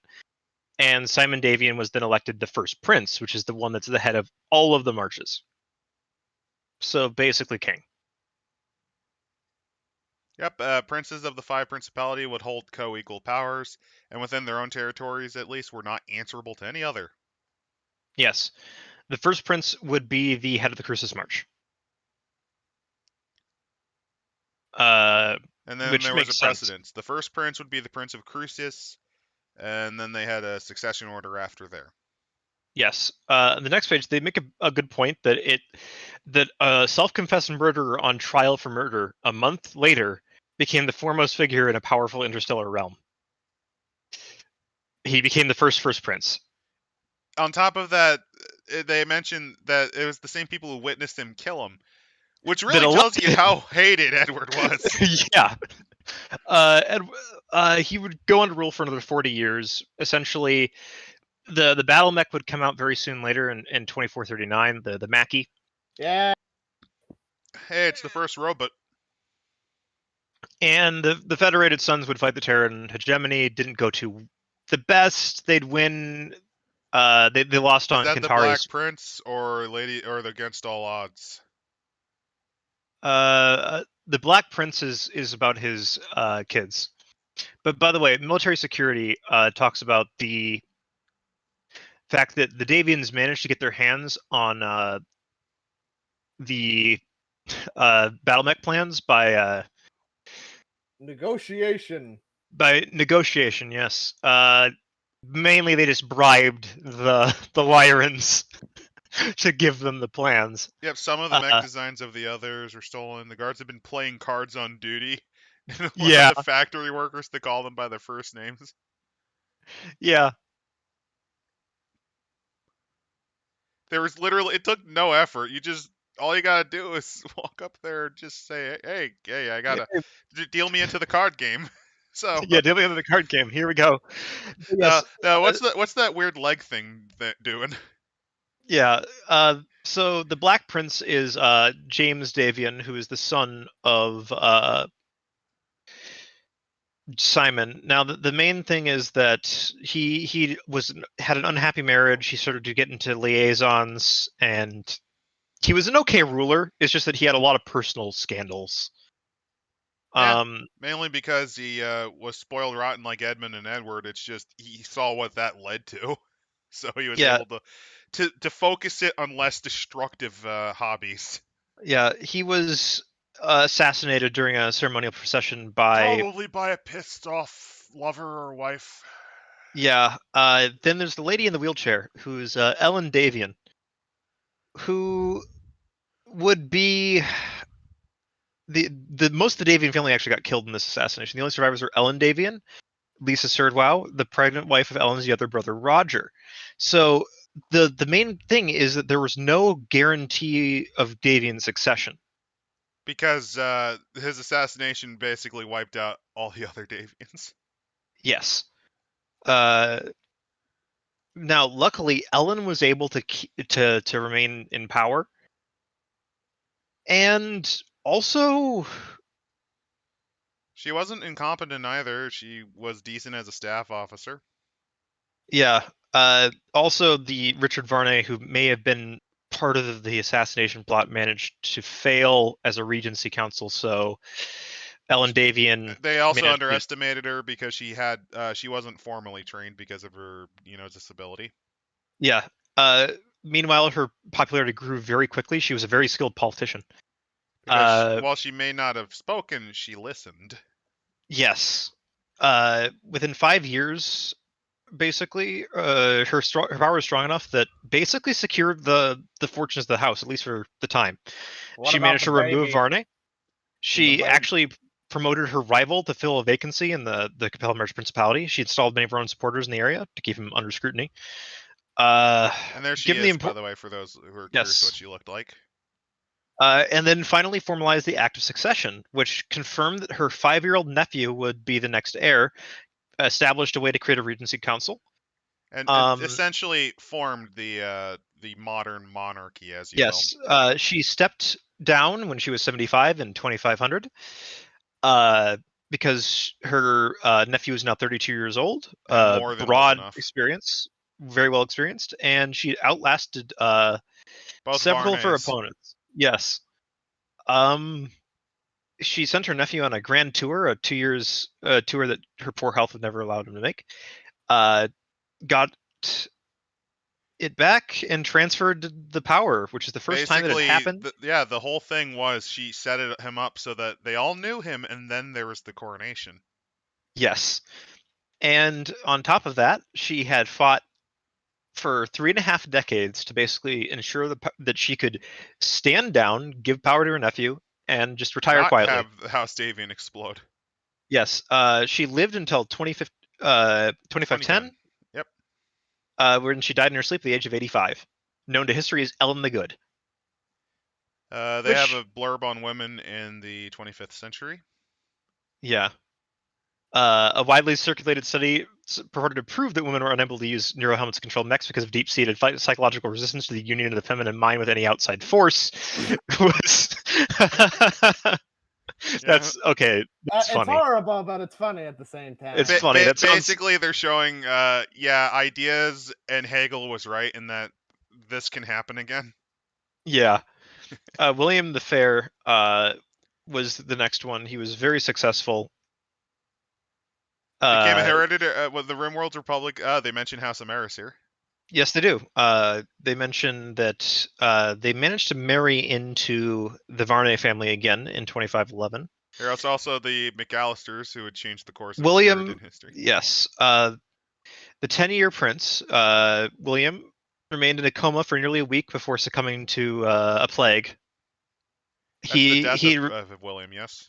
Yes. Before he died, he miraculously was able to name Alexander his hair. Oh, geez. Yes. What a coincidence. But he gave the signet ring of the first prince to Cassandra Varney and is sealed to her elder sister Laura. This was taken to indicate the two aunts would serve as the boy's regents until he came of age. Which then there's questions of whether or not William had actually died of the plague. Oh. And then there's a rifleman on the next page as well. Page 38. Then here comes the Davian Civil War, which is one of the hidden wars of the Star League era. Yep. There's a regency that happens, and there's a split between the two. And you had Varney versus Davian. And it was governed in name, if not in fact, by Prince Alexander. He inherited the throne when he was a kid, and allegedly he named Alexander his heir, which, it is kind of a no-brainer, especially since it was specified that the Varneys would govern until he's old enough. Yes. Which admittedly might have been a stupid idea, given the issue that his own mom had with them earlier, if you think about it, but, I mean, yeah, but also they'd married into the family at this point, So it made no sense for them to keep trying this, which is why they kept trying this. Which is why they kept trying this, yes. It's not a stupid, it's just this generation of Varney wanted to rule, not through a kid, but like as themselves, basically. Yes, so essentially they wanted to, there's the Treason Trials, which purged the High Council of all the Loyalists. There's the Varneys that are in Within charge. The long reign of this brilliant ruler, the Federated Sons would teeter on the brink of dissolution. It was that sarcasm there. Yeah, there's some of that in... I like that. There's a lot of other... the Regency period, where he was basically... When Alexander is 15, he ends up... They openly exercise power in pursuit of just personal goals. By the way, he was married to Cynthia Varney, which was a solid claim. However, her aunt, she was not very ambitious, so she was fell very deeply in love with Alexander, which kind of led to problems. Which did lead to problems down the way. And then there's like a lot of love stories related to this, and that's how you get women to read your story. You just Alexander finally escaped. Well, first he was more focused on actually military purposes, but then then I gotta bang this hot chick, man. And on top of that, I gotta run this shit myself. This sounds like novel material. Was this adapted into a novel? I don't think so. This is just backstory stuff. You could definitely write stories in this period. Anyway, to summarize this, because this is starting to get on, we haven't even gotten to the modern era yet. There's Alexander becomes basically like an outlaw bandit. There's a bunch of fighting between the people in the Crucis March and other things. There's a big struggle for the throne with Alexander's campaign. Laura finally commits suicide, which was another Davian. Oh, by the way, to give you an idea, since you weren't specifying, I didn't know we were this far ahead. Sorry, viewers. I'm on like page 45 because I'm just scrolling through this because we are way behind schedule on this. Yeah, This is Alexander a very in dense Exile. book. Well, I didn't expect it finish, but we'll continue. Yeah, I want to get at least to some of the Rostov fun color art. Basically, he escapes eventually and murders his way to killing the regents who basically controlled his life. Yes, I think Alexander also joins the Star League. I could be wrong on that. He's the one that makes them join Star League, yes. So, under the Star League, there's because I was reading it slowly as you were trying to jump. Yeah, sorry. And finally, since he did that, the Davians at this point became supreme. Yes, the Davians have now firmly established that they will be the heads of the Federated Sons for whenever else. The next thing that kind of happens is I mentioned backroom dealings in the background, but we're just going to skim. Alexander is a military commander under Star League. Yes, Alexander's heirs also are somewhat important. There's a couple of like small brushfire wars that happen during this. So actually, one of the things is the Sons joined in 2567, which is actually, although it's 5 years before that, his adherence to the old, outdated machinery of government, basically his old. Alexander tried to follow the old ways that the Sons were supposed to be operated, so it took a while. Yes, because it was written by it was written by Robert Zadar Davian. Yeah, the one with the chin that ties up children to railroad tracks and fights pocket ninjas. Yes, so a lot of the troops from the Federated Sons ended up as part of the Star League defense. One of the things is, and this is actually before we go, Star League actually, the big reason they joined was Star League actually did upfront help them by giving them back the Varnays because they tried to run away. Yep, which I think that was the condition for him to stay in. Yeah, which I don't blame him. Yeah. Then there's Ian Cameron, the 4 significant periphery power, basically convincing the other great powers to join in. Yeah, then there's the Reunification Wars and the Century of Peace, which is the time when everything's going really nice for Star League. For everyone. And we get to the trouble with terraforming, which I love this section. Alexander's final years doesn't mean anything. Century of Peace, yeah. Look at this dinosaur thing. Look at this thing. I love it. What am I looking this is the Vandalia Monitor. The fun bit about this is that the Vandalia Monitor was found to have its blood was useful for human neurological treatments. It helped your brain fix itself. So what you're saying? Yes, the lizard eventually. You're telling me this autistic-looking lizard could cure autism, is what you're saying? They tried to terraform the planet. If they had been left alone, there would have been enough of these creatures to treat most of the violent criminals, politicians, and soldiers the last 4 centuries, preventing millions of deaths. So what you're saying? So what you're saying is, Comstar is trying to breed these lizards under the codename Project Monitor. They hope to have a world for them by will be in secret and available by 3075. Something bad happened. So what happened is it's the Davian's fault that the mind control chip was not perfected. Yeah. Remind me again, what happens around 3075? Isn't that when who pops up? That's when the jihad's happening.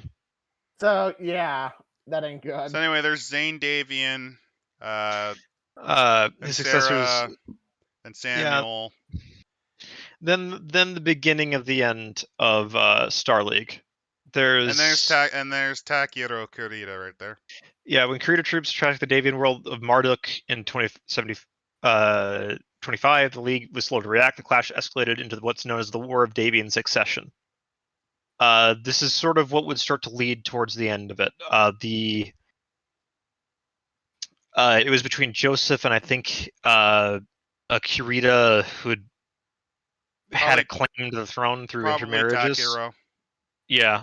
What happened was the Davians thought that if they just showed up in force, the Kurita would back down. They didn't, because Kurita is Kurita. Yeah. They took it as a challenge, not as a back off warning. The Star League, the Prince's mech was disabled in a fight, and he died. So House Davion, however, took action. This is actually one of the first actions of Alexander Kerensky, who managed to force a ceasefire by beating the shit out of two sides. All troops were ordered to withdraw behind the pre-war frontiers. The Kurita claim was declared null and void, and House Davion won the war because of Star League bailing them out. Thanks, Kerensky. Because they didn't want Kurita to win that claim. God, no, nobody wants Kurita to win that sort of claim. Fuck Kurita. And the person they put in charge was, well, John. Lord John. Yes. Who wasn't really... He just wanted to do the job and didn't treat it like a power. Yes.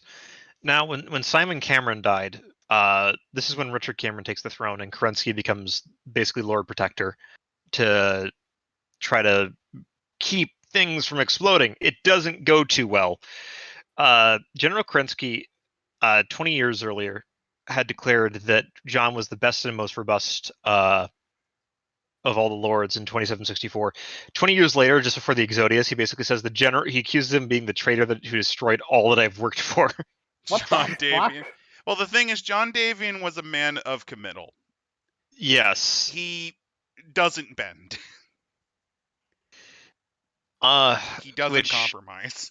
So John decided to sabotage Star League a bit. So John was there's some border wars that he fights with other member states, for one thing. There's also the... Well, to give you an idea, he's committed to and devoted to one thing: the Federated Sons' power. Also, and as long as Star League is one of the things required to keep them there, good. Otherwise, go fuck yourself. Otherwise, well, I have ways of making things worse.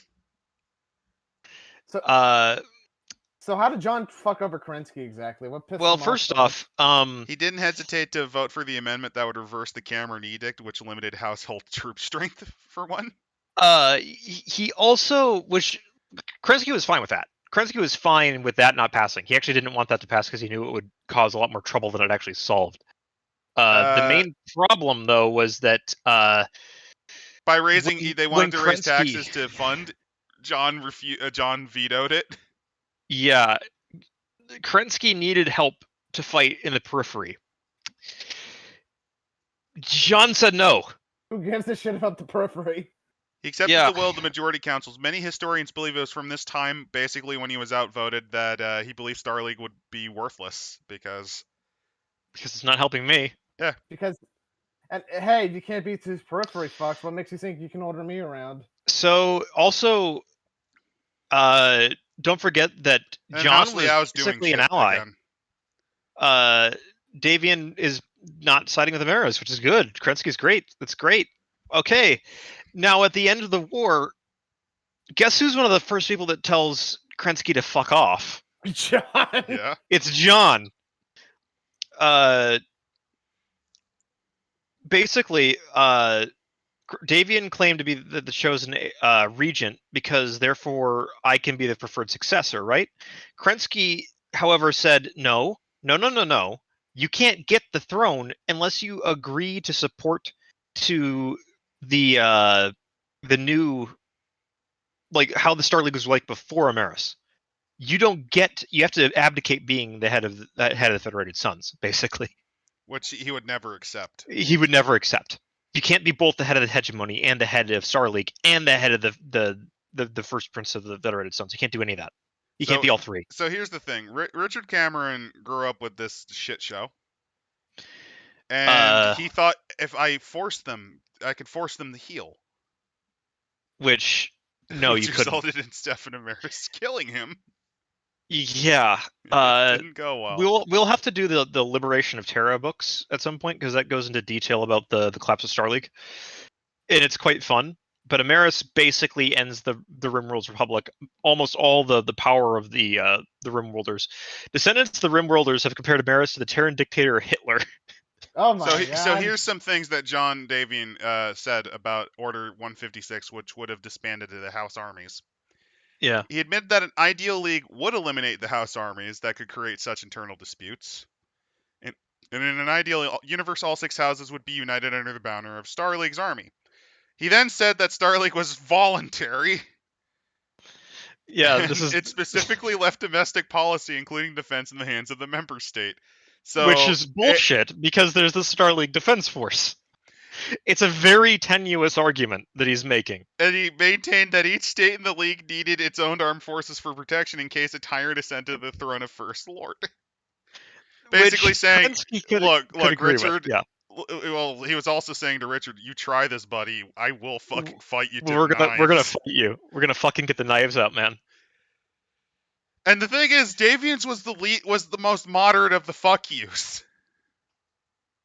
And the only one who agreed was Palpatine, aka Stefan. Yes. Which should tell you something. Yeah. Kerensky and over 75% of the regular army was holding the territorial states in check. That should tell you how bad things were. Yeah. The general needed additional troops to keep going on. Cameron calls for the council lords to contribute to support Kerensky. Guess who says no? It was only Amaris who supported him. Yeah, it was only Amaris. Which is funny. Because that's how Amaris got past all the defenses, is he literally was like, yeah, sure, I'll garrison your world while you empty your own. I have no ulterior motives whatsoever. Wow, this kid was a fucking retard, wasn't he? Yeah. Did he even... Did this fucking... Well, I guess he had the Black Watch, I suppose. I mean, I guess he's supposed... He was a kid when he inherited. He was a kid when he inherited. And he had Alexander Kerensky, who he could rely on and trust to not overthrow him. So he thought that maybe... I think he was used to people just kind of bending over. I like Amaris as my uncle because he doesn't touch me. Is that why? Is that how he got his trust? He just didn't touch Amaris when he was a kid. Yeah. Meanwhile, Amaris is like, "Oh, don't worry, I won't touch you. Also, I won't need to touch you soon. What? Nothing. Yeah. I'll sit in this chair."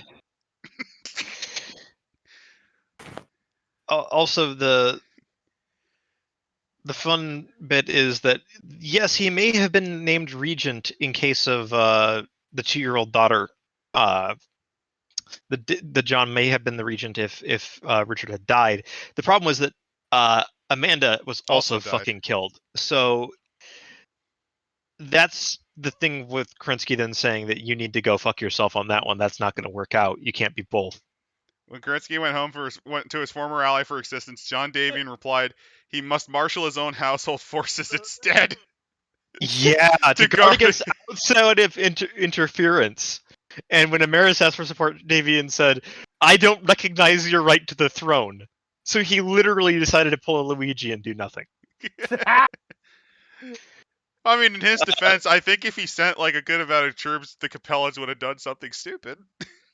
And the fun thing is that the Cappellans actually wouldn't have started shit. Which is funny, but this is John. It would have been It would have been. He would have either thought it was the Cappellans or the Draconis Combine that would have done something stupid if he actually said yes. Yeah. It would have been the Draconis Combine almost 100%. So anyway, it took 7 years to finally to get through the defenses and finally get that. So Kerensky declares himself protector of the Tyrant hegemony, not Lord Protector, just Protector. But the thing is, he didn't realize what the Lords would do when they gathered. The only thing they agreed upon was to immediately strip Kerensky of all of his powers. Yeah. All of them wanted to become the new one, and he's like, "No, what the fuck are you doing? Wait, what? I didn't just do this. What the fuck? No, no." So Kerensky was kind of hoping John would be somewhat cool. John like, would hey, at least be neutral. Like, you'd think, like, John's been at least, like the most moderate person here about any of this. Maybe he'll be willing to he would abdicate. be useful, and I know House Liao would be okay with this. Like, they'd be fine with it as long as he like ensured So that he be thought neutral. He had and... 1.5 people in his pocket already. Yeah, like maybe he can bully the other two. And then John just said, "Yeah, go fuck yourself." Yeah, John said, "I was regent, therefore the Tyrant hegemony should become part of the Federated Sons." You know, I'm here with all these people. And of course, Kerensky's looking at him like, "No, what the fuck is wrong with you?" And then House Liao instantly doesn't defend him at all, which horrifies him because you thought because yeah. So, the funniest bit about this is there is a full book on the First Succession War which goes a little bit more into detail about all this. We should do that eventually because it is a good book and it will go into detail. We can skip a lot of the Succession War stuff in this section. They also appoint Jerome Blake. I wanted to do like a funny coy joke where I said, I'm sure all this bickering between who wants to be the first lord won't have any negative consequences whatsoever. 12 billion deaths later. 12 billion. God, I hope that we don't do this again. 20 years and 50 billion deaths later. No, 20 years, 50 billion deaths, and several FTL arrays later. Well, that'd be far flung, but like, does this get to any like? Because surely the Suns must have made. I know. In fact, I know they've made their own mechs before. Like, yeah, they've already made their own. Like by this point, all of them have their own designs. Also, Star League made a bunch of designs themselves. The hegemony had. While he argued for unity, the 5 council lords were already drawing up battle lines. Everybody's like looking to throw down. And Kerensky's like, "What the fuck? We've already been through a destructive war. What the fuck?" But they're like, well, they look at the Terran hegemony and they're like, "We haven't." We haven't. You have. And hey, look at all these worlds that you can't occupy. You know what it is? It's free real estate. We'll take them. We're buying. The thing is, Davian, if John actually was willing to give up and like appoint someone else, he might have been able to get away with it. Yeah, you darn kids, and you might have been able to get away with it because that was the only requirement. Is he had to have given up his control as first. Most likely, yes. He probably would have. I bet that would have been like the thing. Like if you get to pick your heir out of House Davion, I don't give a shit. Just we need a first lord. Like we need somebody to be first lord. And I even envision him screaming that this applies to all of you, you stupid assholes. Kerensky. I would take any one of you. By the way, Kerensky donates Amaris's body to a cryogenic chamber on New Samarkand in the Draconis Combine for medical studies. I seem to recall too, to see like what was the power wrong with just his went out brain. one day, and I seem to recall too, like his fucking like cryogenic chamber too broke, and they forgot how to fix it, so they just threw his body out, if I remember correctly. Well, no, it was becoming too expensive to maintain the cryogenic. By the way, there's his body out and buried it in an unmarked grave. There's the maniac, by the way. That's Stefan Amaris. That's what he looks like. Why is he looking at grass? I don't fucking know. That's probably his grave. No, he's looking at grass because he's like, it is dry and dead, and I will light it like I do the worlds as they refuse to listen. Why does he look me. like he has the fucking Chad like yes face though? He does. I'm just envisioning Kerensky going, "No, you can't use Venus's solar reflection array as a laser." Yes. Yes. No, you shouldn't. No, why? No, you can't destroy like all this. You can't drop Phobos and Deimos onto Mars to deny assets to me if I beat you. Yes. Yes. He didn't actually do that, but it's something he would do. It was something like I'm pretty sure that there were plans that he had asked his advisors to do. I bet he had plans to blow up the moon so that the meteor showers just burn Terra to the ground if he would. Yeah. Oh, he did. He did. Yeah. He had plans to blow up the moon.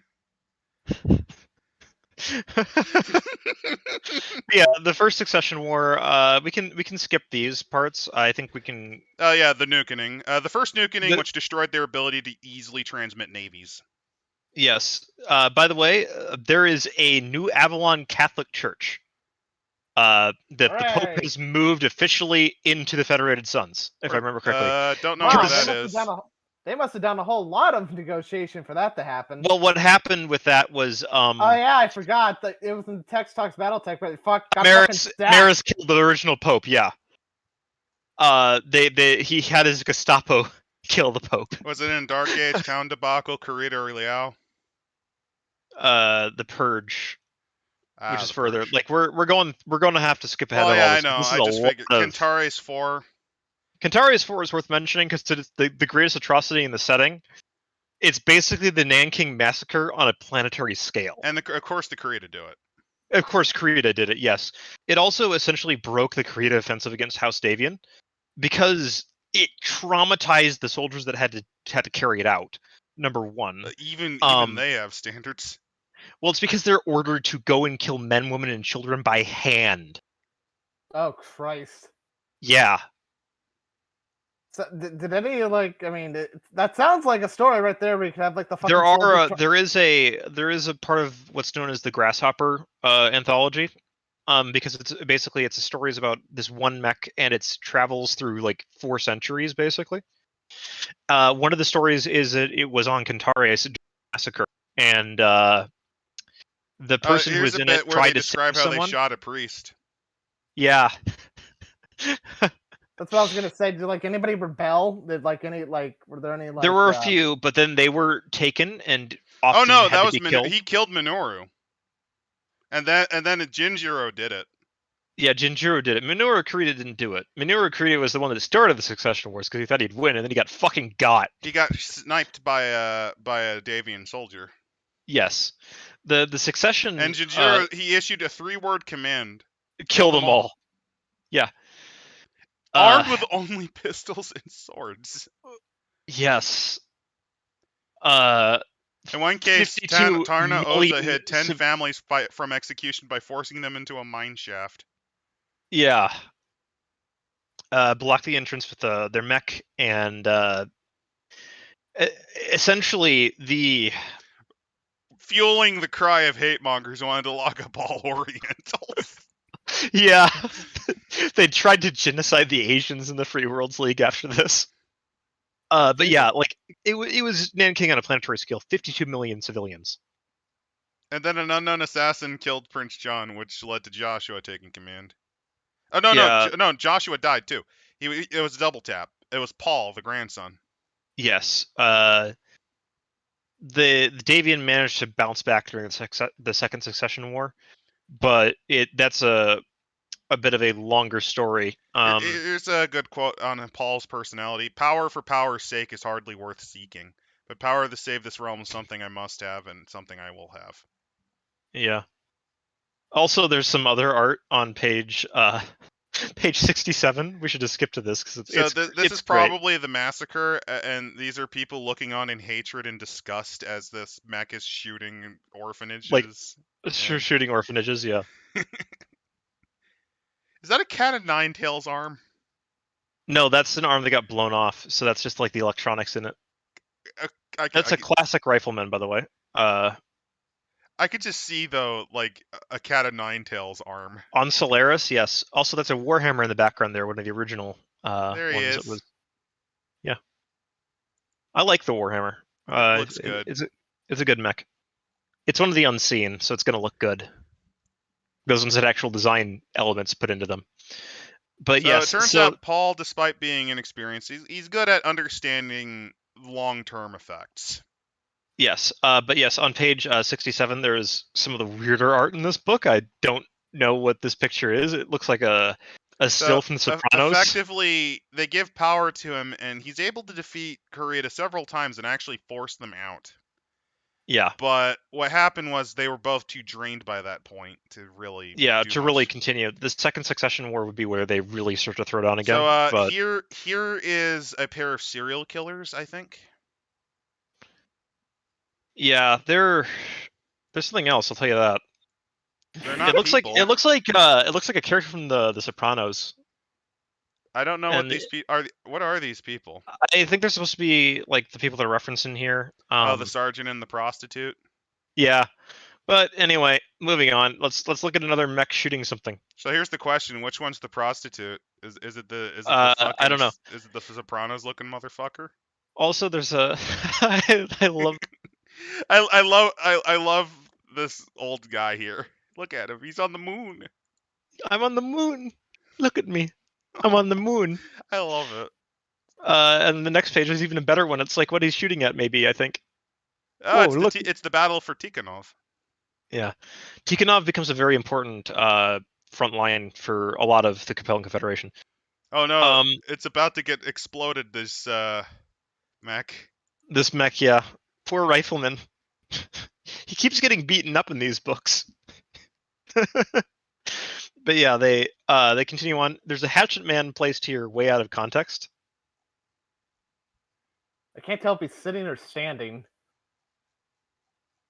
Oh wait, that's an there he Irby. is. He's gonna fuck up. He's about to fuck up an Irby with his hatchet. Look at that. what is that? Like, a no. chunk of rust? That's his hatchet. He's obviously used it quite a bit because it's all busted up. He's like, I'm gonna chop you, you dumb motherfucker. Meanwhile, the Irby's like, not if I AC 20 you first, motherfucker. But it's funny because the mech doesn't exist quite yet. But right, they also mentioned the mysterious Snowfire, which was a Lyran Intelligence Corps agent that had been placed in the Combine and managed to actually kill the head of the Draconis Combine. Oh, they killed. Well, yeah, I think eventually Ginjiro was. He would have been killed by his own men. That was a later one, actually, because remember, this is like 100 years later. Oh, I'm not. So, oh, Yoguchi Kurita, we're on like page 72, man. Keep up. We need to move. We need to keep moving. What is this? The Neil Breen movie? Again, this is books that we can reference later. It's material for later. Come on, let's move. Miyogi's Marathon, skipping that. Dragon's Grand Plan. Page 74 has some Cappellan interesting Juggernaut. art. That's pretty cool. I do. It's weird to see like actual troopers. What the hell's this one with the ship head? Look at him. He's got like a little skull. He's got like skull patches on. Like, too. like the other ones, I understand. What's with this asshole? Is he like the What's commander? with his gun? Is that like a laser gun from the backpack or something Yes, like that? it is. Okay, that's fun. Then there's this guy that's very surprised. I think that's the the Cheyenne from like. I think that's no, it's not the Cheyenne. It's not the armored car. It's not the armored car from Aliens, although it was inspired by it. Take a look at the next page.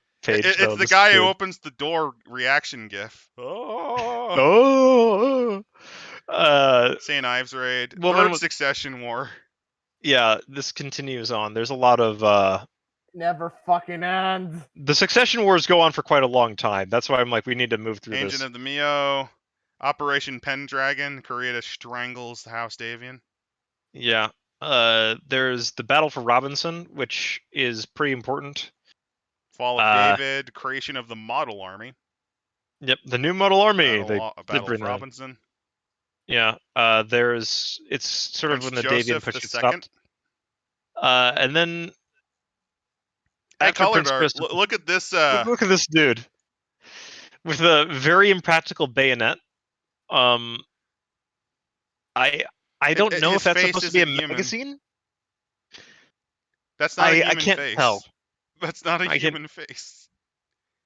But yeah, there's a lot of Mech Warrior Brotherhoods as well that are starting to pop up. Afar, the armistice ends. The Cappellans let them basically go and fight on the other side of the border because they were so beat the fuck up. Josa 8, Josa 7. Yeah, Josa 7, and then we get into some of the other like fun art. Like, oh, here's a. I like how they're all colored all of a sudden in this now.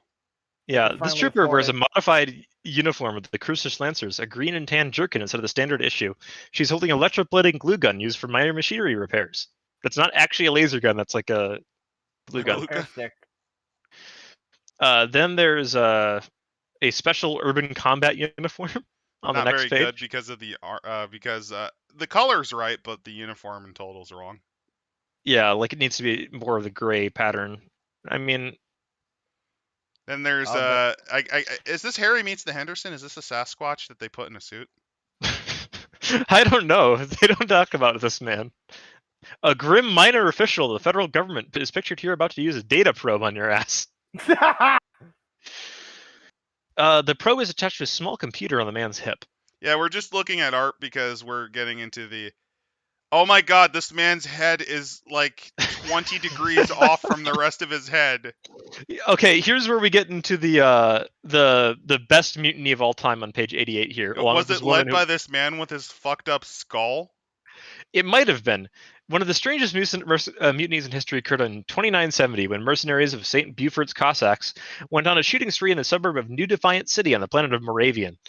A clause in the unit's contract specified that twice a week the government would pay for a free meal for all the members of the unit. Fuddruckers. They want to go to Fuddruckers. The most popular chain in the Federated Sons. The fact that a Cappellan naval forces blockaded Moravian shortly after the unit's arrival should not have made any difference, as Moravian produced its own wheat, beef, corn, sugar, milk, and potatoes. The only off-world elements in Triple F cuisine were pickles, sesame seeds, and whale meat. Neat. Whale burger. Nevertheless, when the troops couldn't get exactly what they ordered, Colonel Regas accused Triple F of defaulting in the unit's food supply contract. But only this one time. They don't imply how often this happened, so I'm going to say it's just the one time they couldn't get their double, triple whale burger. The manager of the outlet, afraid of losing the most lucrative contract he had ever had, was quick to point out that most of the blockade had prevented supplies from arriving. He went on to say that he had in good faith fulfilled the contract as best as he could, and that he could not have anticipated the blockade, and he did not have the facilities to refrigerate a whale. That's his fault. Upon hearing this, the Cossacks, against orders from Colonel Readiness, went on a rampage, commandeering civilian motor vehicles, screaming out the windows at the natives, and discharging their weapons. They stormed the Triple F. Well, where's the lettuce? The chant made no sense. Imagine an army of bubble masses from SpongeBob, armed with assault rifles. The chant made no sense, as Triple F had never used lettuce in any of its products. Perhaps the troops were... They were going to Burger Prince, that has like one of the Davian, like it's a House Davion, like generic, stereotype first Prince Davian. It's a federated fast food burger. Burger Prince. Yeah, it's like Burger Prince or something. Prince with the food prince. Ramirez, we must secure the Burger Castle. They went to the wrong place. It's like, well, we got whale meat. Where's the burger? Where's the lettuce? Where's the pickles? We don't ever use lettuce. What? The manager and the staff, frightened by the outburst, fled the restaurant. After a few more minutes of chanting, the troops began to feel foolish and left. They took no disciplinary action. He remarked to one of his aides, "We've got to get these soldiers into a real fight. When they start letting off steam like this, the cutting edge is definitely off the rose." Despite all the commotion and the shooting, not a single civilian was hurt during the soldiers' outburst. Child's history of mutinies. And this is a corporal's white uniform. This is what the security forces wear. This is a countess, actually. Oh, sorry, on the next page. Yes, this is a security force person. That's an electrician on baton. On the next page, yes. Why does she have a cone of shame? I don't know. Then on the next page, we have a woman with a "You must take me to your space manager" haircut. Well, I mean, this is 80s, so. Yeah, this is the 80s. The next prince is the next guy is the Hound. Assistant minister, by the way. Then there's on the next page is Duke Thomas Dryden of Grosvenor. The spurs on his boots show that he was once a mech warrior. Yep, because you wear cowboy boots in the Suns. Private Nick Thomas is a crew member of the Federated. This is what aristocracy wears, by the way, just to let you know. Yes. You wear old man pants. I love the next couple pages. And this is a flight suit for one of their ships. Yep. It's patched up because, again, the nukenings caused them to lose a lot of the ability to maintain their ships, just what they have. Yep. And the next one is the Avalon Hasars, which is the reason why they wear green and gray traditionally is because it's the only stuff that was available to them during the Succession War. Basically, it was the impromptu uniform they made in the first Succession War. Yes. And it stuck around. Anyway, there's all these things that are happening in the background, like Michael's treachery and the fox. Look at this smug bastard. This is House Davion. by the way. This Yeah, is official art of House Davion. The smuggest motherfucker in the world. You can Deal see a with it. rifleman in the background, an awesome that somehow snuck up on a catapult and shot it in the fucking face. Yeah. Actually, he was piloting the one shooting him in the Yeah. face. Next up, we have a dude staring at a wall. He's trying. And Wait. I've seen this guy before in bad sci-fi movies. yeah, Maybe he was a model for this art. and then they go into the structure of the Federated Commonwealth. This is all like, here's the ranks, like barons and baronesses, counts and countesses. Yep. Information about the Crucis Pact, the rights to Introduction, appeal. nobility, the levels. Baronesses are the lowest rank. Counts and countesses, obviously. Then dukes and There's duchesses, the right of marquises. appeal. These are ways that you can actually go.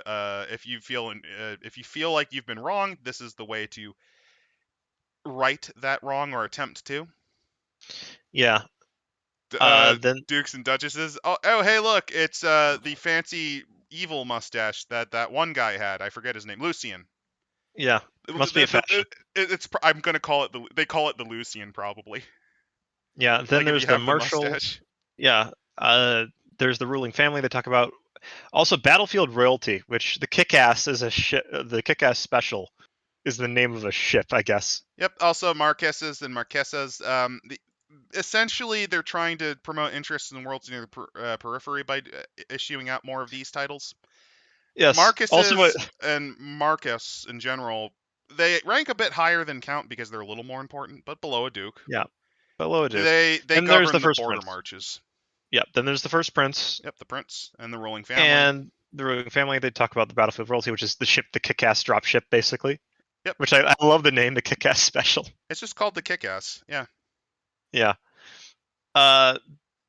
There's the How then the they're royal talking court about works, the councils and ministers. These would be the council that Davian uses. You know, this photo here with the world in the background, doesn't he look like he should be teaching a kids show in like a Canadian I television? think he is. I think that's what this is. Like, can't you see yes. this being on a Canadian TV show in the 90s teaching kids geography? Yes.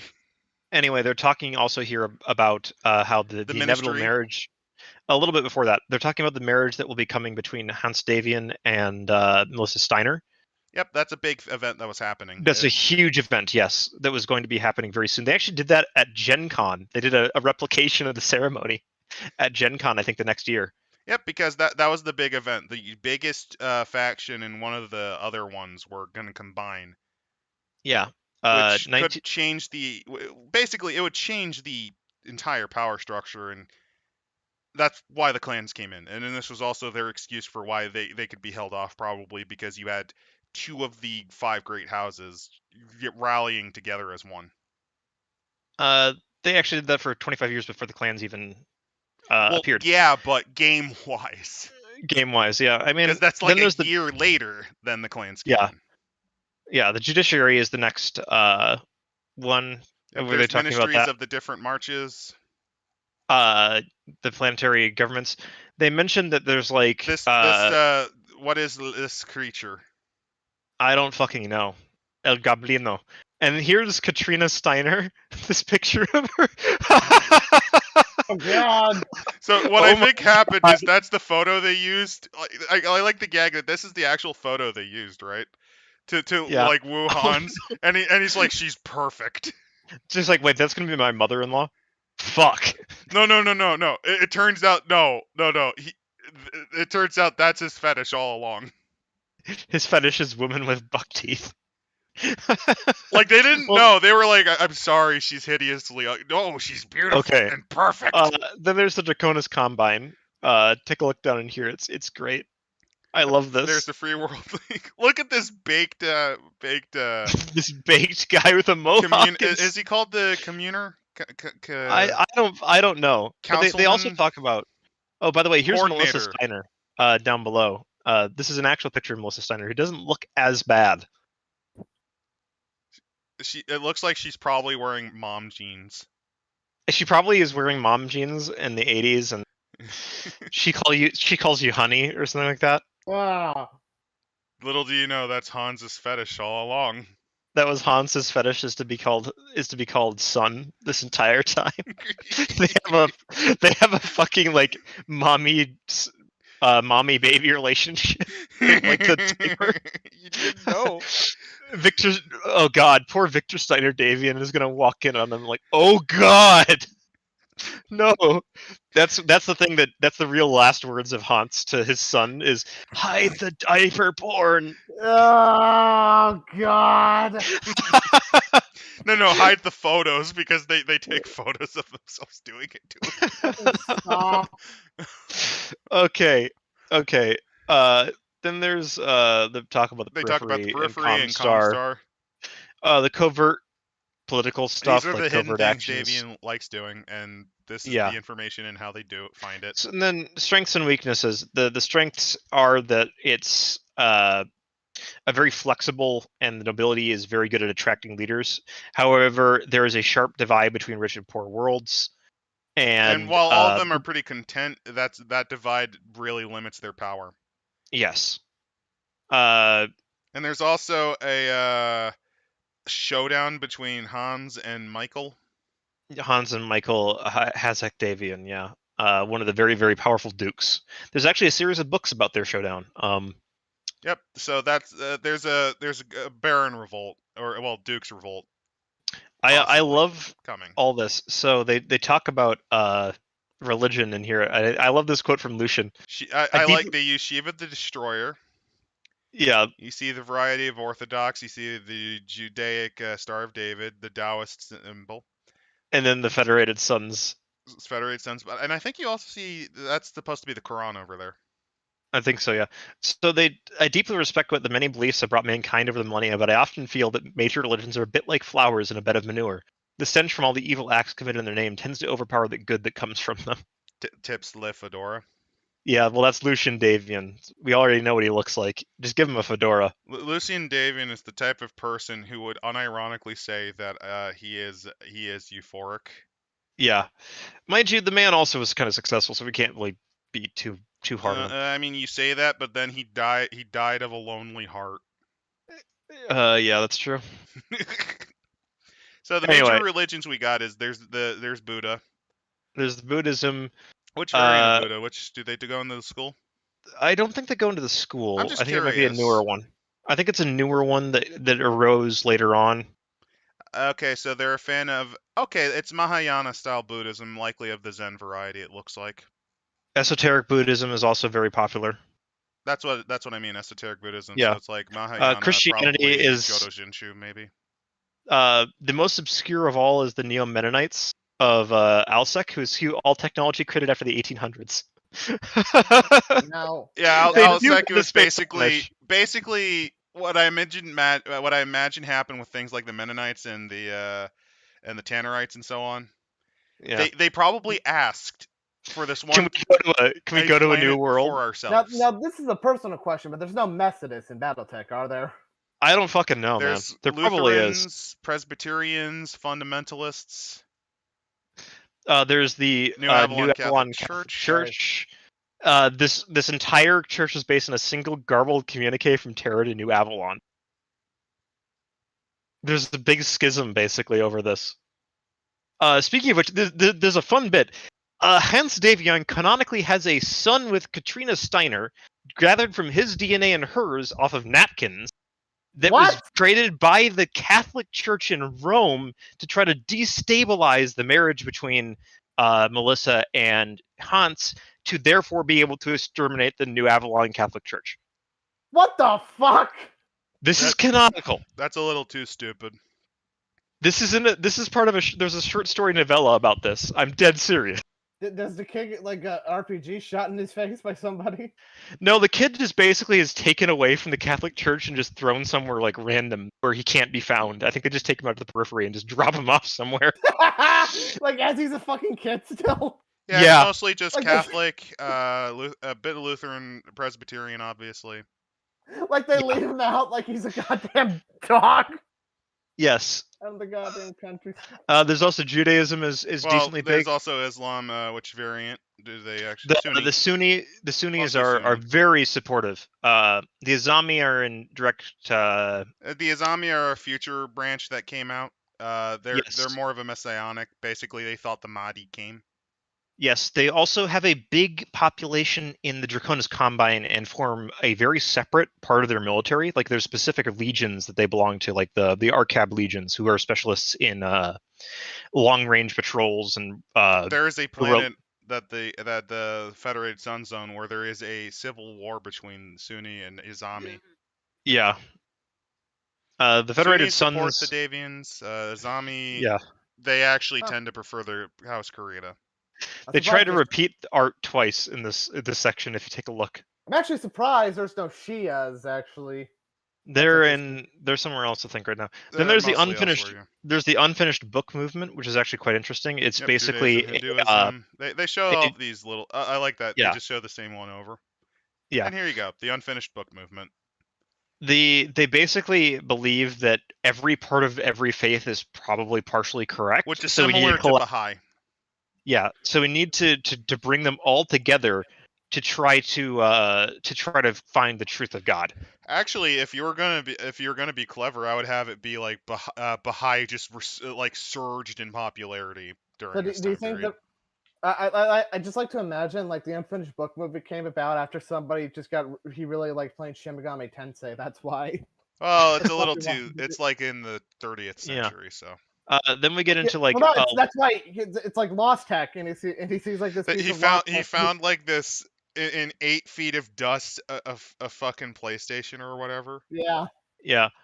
So we then get into like stuff about their military, because it's a war game. You want the details. Yep, the faith. Yep. And last but not least, hey, look, me and the boys about to commit war crimes. I love that man's cowboy hat. Yeah.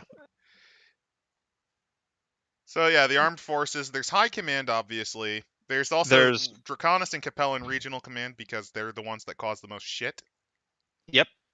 They talk about like transport commands, naval commands, military education, combat theater, regional command of New Avalon, Department of Education, Department of Army and Navy, and of course the Department of Justice and Mercenary Relations. Because the AFF basically, because the Davians have issues with getting as much heavy equipment, they're very, very heavily reliant on mercenary. They basically pay them extremely well and give them autonomy. Don't forget fast food. Oh, yeah. Basically, because of their high divide between rich and poor, they have to rely on these guys for specialized equipment. Basically, though, they demand that if you're in our service, you can't pussyfoot around. You have to actually. You try to find the better price. You try to Gonda Thierry, we'll just kill you. We will kill you and seize all of your weapons. Which they've done. Which they have done multiple times, yes. And they've done Department of Military Administration. Then there's the intelligence insignia looks like. Yeah. Military. 124, I love this. So they also mentioned that like look at this guy. Look at this creature. But yeah, they mentioned that like the oh god, they pronounce it lieutenant. God damn it. Yes, they do. They pronounce it lieutenant. God damn it. They go into also the fact is that the Davians are because they don't have as much heavy industry, they have to rely a lot more on infantry forces than a lot of the other successor states. Yep.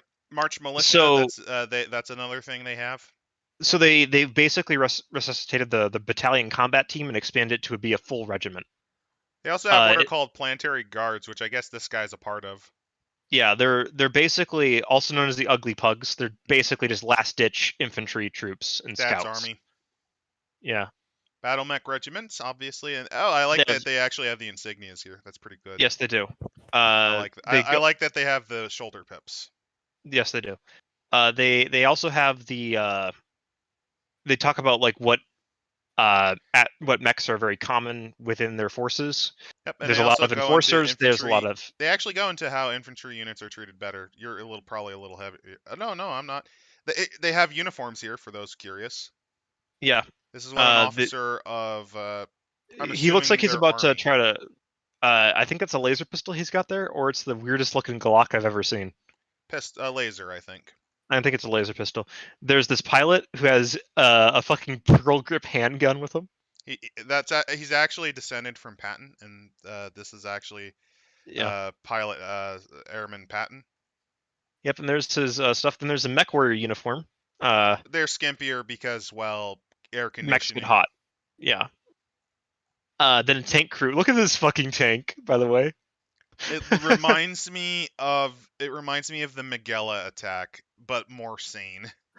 Yeah. Also, a lot of vehicles have these headset systems so that the helmet can fit into it to protect the neck.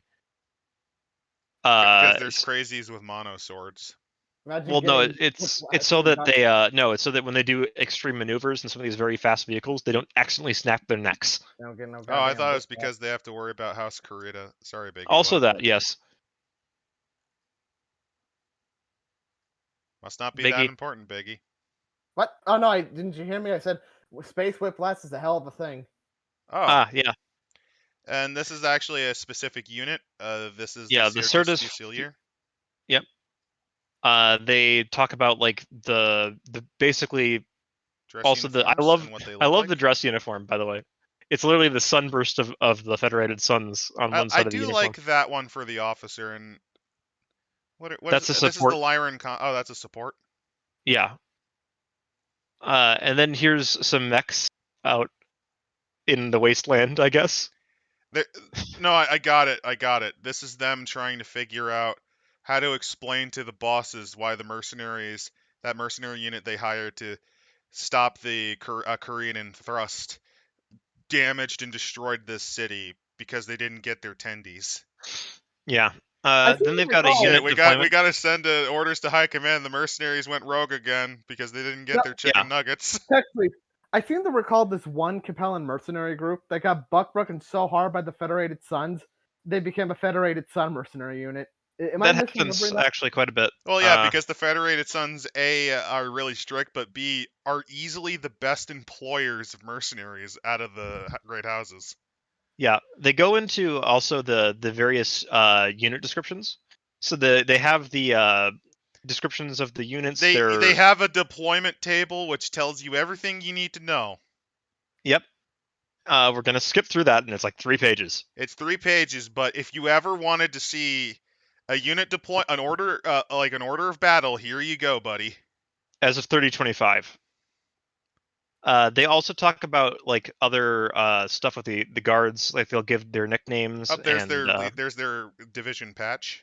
There's their division patch. The Hasars division patch. The Certus Fusilier's division patch. Division patch. I love this one, by the way. The Snow Cobras is a nickname for the 11th Certus Fusiliers. I don't know. The 15th Whip Bears sound pretty good too. that's also really great. There's also the Blur Snakes. That's the 12th unit. Yeah. The 7th Crucis Lancers are the Broken Wheel Charioteers. Yep. And then there's this mech warrior who looks like they have accepted death. This is 2 seconds before an elemental rips open the cockpit. Yeah, then there's the SETI Hasars, which are 3 long-range patrol units, basically. Yep. The 3-headed serpent, the 3 of diamonds, and the 3 of spades. Then there's a hatchet man crawling through an opening. Motherfucker. Surprise, motherfucker! Is that like a drop? He's got a person in his hand. He does. He's about to throw him, I bet, too. Yeah. Oh, this is great. Look at this art. Yeah. Then there's a couple of other units before we I want to make sure, because this has not been the greatest day. Chad, how you doing? I say something. Oh wow, a lot of people have said stuff. It's just we plowed on so much. Yeah. Let's see. Economics. Imagine getting beaten by someone by the name of Chesterton. Yeah, that happened to House Davion. Couldn't be worse by being killed by someone called Gavin. It doesn't hurt that being a non-citizen in Cappellan space is one of the worst lives you can live. Yeah, we'll get into that in the House Liao book. Yep, but if you're an actual citizen, you got pretty lit. Among the best, Too bad you have to be a Cappellan. Yep, I'd rather take an Inferno missile to the nuts than be a Cappellan. Just shout yourself out in the comment section. I'll give you a shout out. We got Pagan Pilot. We got IC. Is that supposed to be Ilcon? Is that what it's like an abbreviation? No, that'd be IK. Well, we got IC. We got on ear. The one-armed dude and Krella Chief. Oh, I said it was one And ear dude Piak. for whatever reason. Jesus Christ, I suck. Let's see. Mix of Chinese and Russian, basically the worst aspect of each country's worst government. Yep, that's the point. The Irby art is pretty actually good. really good, though. Mech art good. People art bad. It varies. Some of them are pretty good.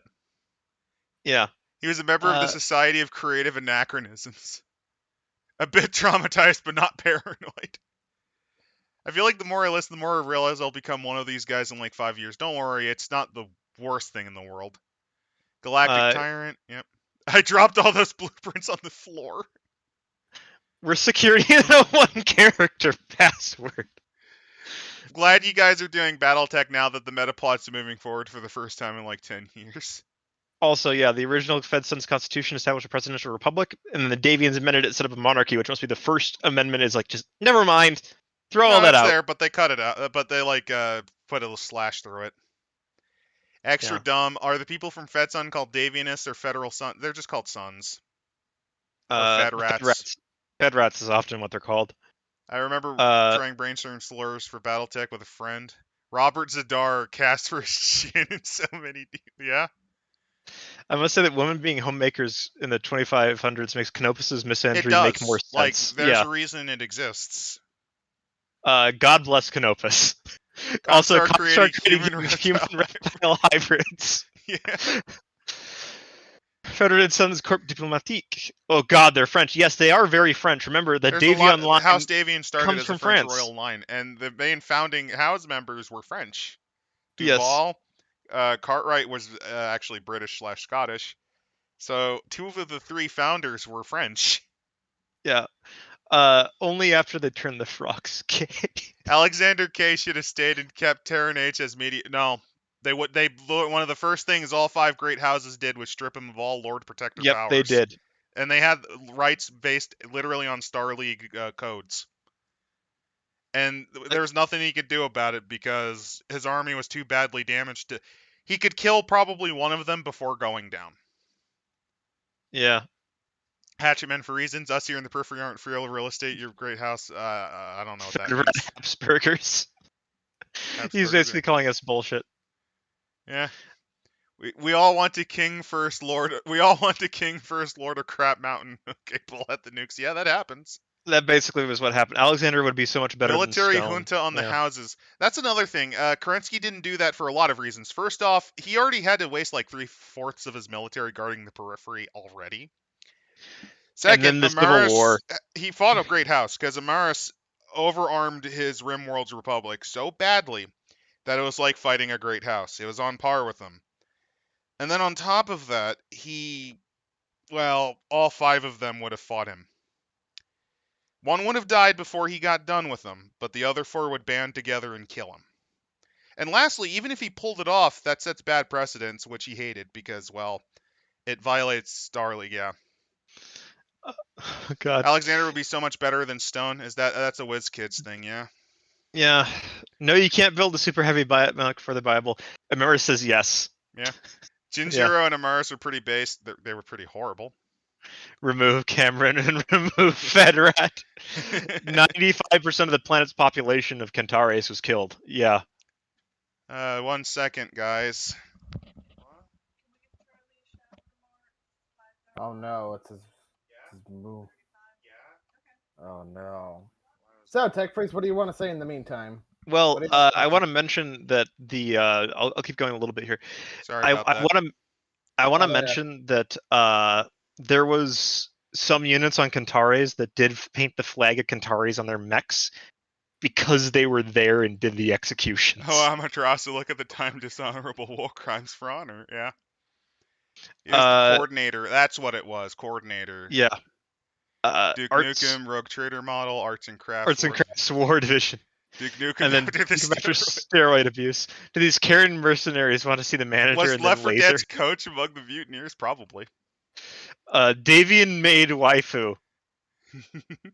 Catherine Steiner walked in, was traumatized, and swore vengeance. Swore vengeance about seeing her dad in diapers with her fucking mom.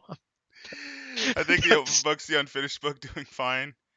Yeah, you can join our Discord. It'll be linked in here eventually.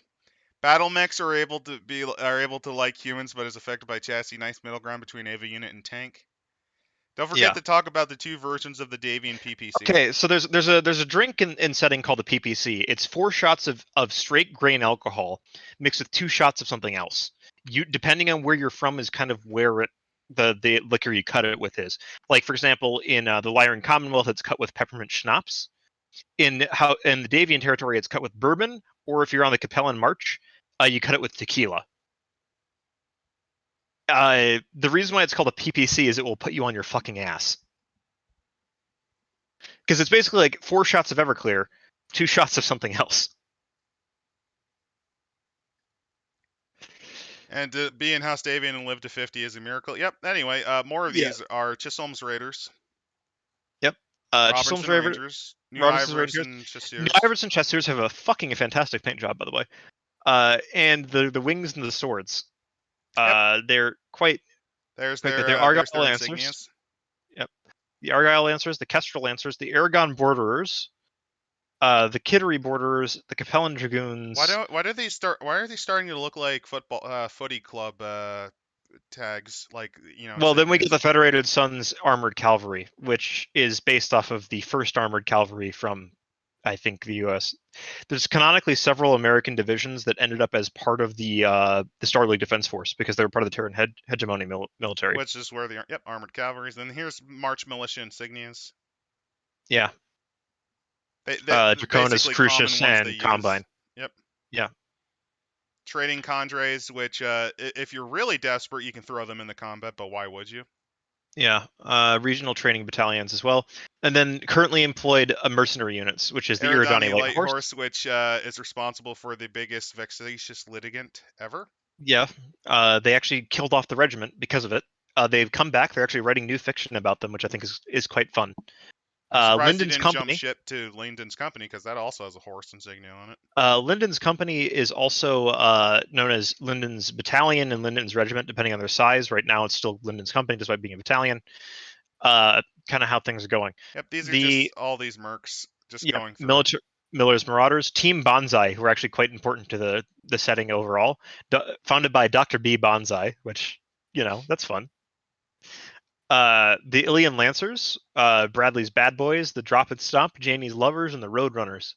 4 regiments. The 12th Vegan Rangers, which are another SLTF unit. The Dioscuri, 2 regiments. Makes sense. Grim Determination. Redfield's Renegades. And here's some art of a guy from Lyndon's Battalion. Oh, yeah, I actually skimmed ahead to here because I wanted to show it off. Yeah. The Waco Rangers are another unit. Markson's Marauders. The Lexington Combat Group. The Fighting Uruk-hai! I knew that you'd love these guys. These guys actually do quite a bit in the setting. Really? Tell us about them. They're involved in several different things. There's the Kellhounds, who are a very famous unit in the setting. The Screaming Eagles, who are descended from that Screaming Eagles, yes, the 101st. They are an infantry regiment, and they're not very well off by this point, but they still got two regiments. That they're still around is impressive, though. Yeah, then Wiley's Coyotes. How did they not get sued by these? Well, because they're not actually, like, you'd get weird stuff like that. Harlock's Warriors, the Dismal Disinherited, which are an army of like nobles who are they're mech fight warriors who basically either they're from a company that disbanded or were disinherited from a noble line or things like that. Yeah. There's Swan's Cavaliers and the Blue Star Regulars, which I think are the 21st Rimworld's Mech Regiment was one of the Amaris forces that defected to Kerensky. So these are actually one of the few units around from the Rimworld's Republic. There's quite yes. There's several that joined up with Kerensky, if I remember correctly. Then they go into their various manufacturers. Yep. So if you ever need company names and ideas, this is another cool thing about this setting. And they show who what they manufacture and where they manufacture things. And notes about them. Yep. Then they talk about how their military education takes place. Boeing's still around. Yeah, Boeing's still around. General Motors is still around, actually. Albion Military Academy. Achenar Battle Mechs, Calon Weapons. Independence And- weaponry, Jellistar, Lycom, Davian, Intro Tech. This Yeah. to give you an idea, this is really cool. And I'm not gonna lie, if you're going to introduce someone to Battletech, maybe not the Federated Sons, but this is, I would say maybe actually, because this is one of the best intros to the setting I've ever seen. This is great. Yeah. This These books are should be fantastic. what if you need to show people Battletech. Federated Sons, while really dense, if you show There's them so segments, much stuff. if you show them a little bit of segments, or like you skip around, it's a good Yeah. intro besides the handbook. They even, if you scroll down, they even show like the medals that get awarded. The insignia of the Albion Military Academy. Yeah. Here is a Mech Warrior Cadet. I like how they look like they're about to play some footy. Yep. With a fucking knife in their boot. Well, you know, average footy player. He has to stop he has to stop the rival team fans from, Yep. murdering him when he kicks the goal in. And that's a cooling shirt that they've got because of the little, you can see like how the texture, that's actually little tubes that get filled with coolant. that only works so well though. Yeah. Before it becomes an insulating shirt of nightmares. Yeah. This is why Inferno rounds are horrifying. But yes, there's also like the battle academies. Yeah. All these some more academies. These are all of the places you can go to learn how to murder. Yep. And here's the medals. Yep.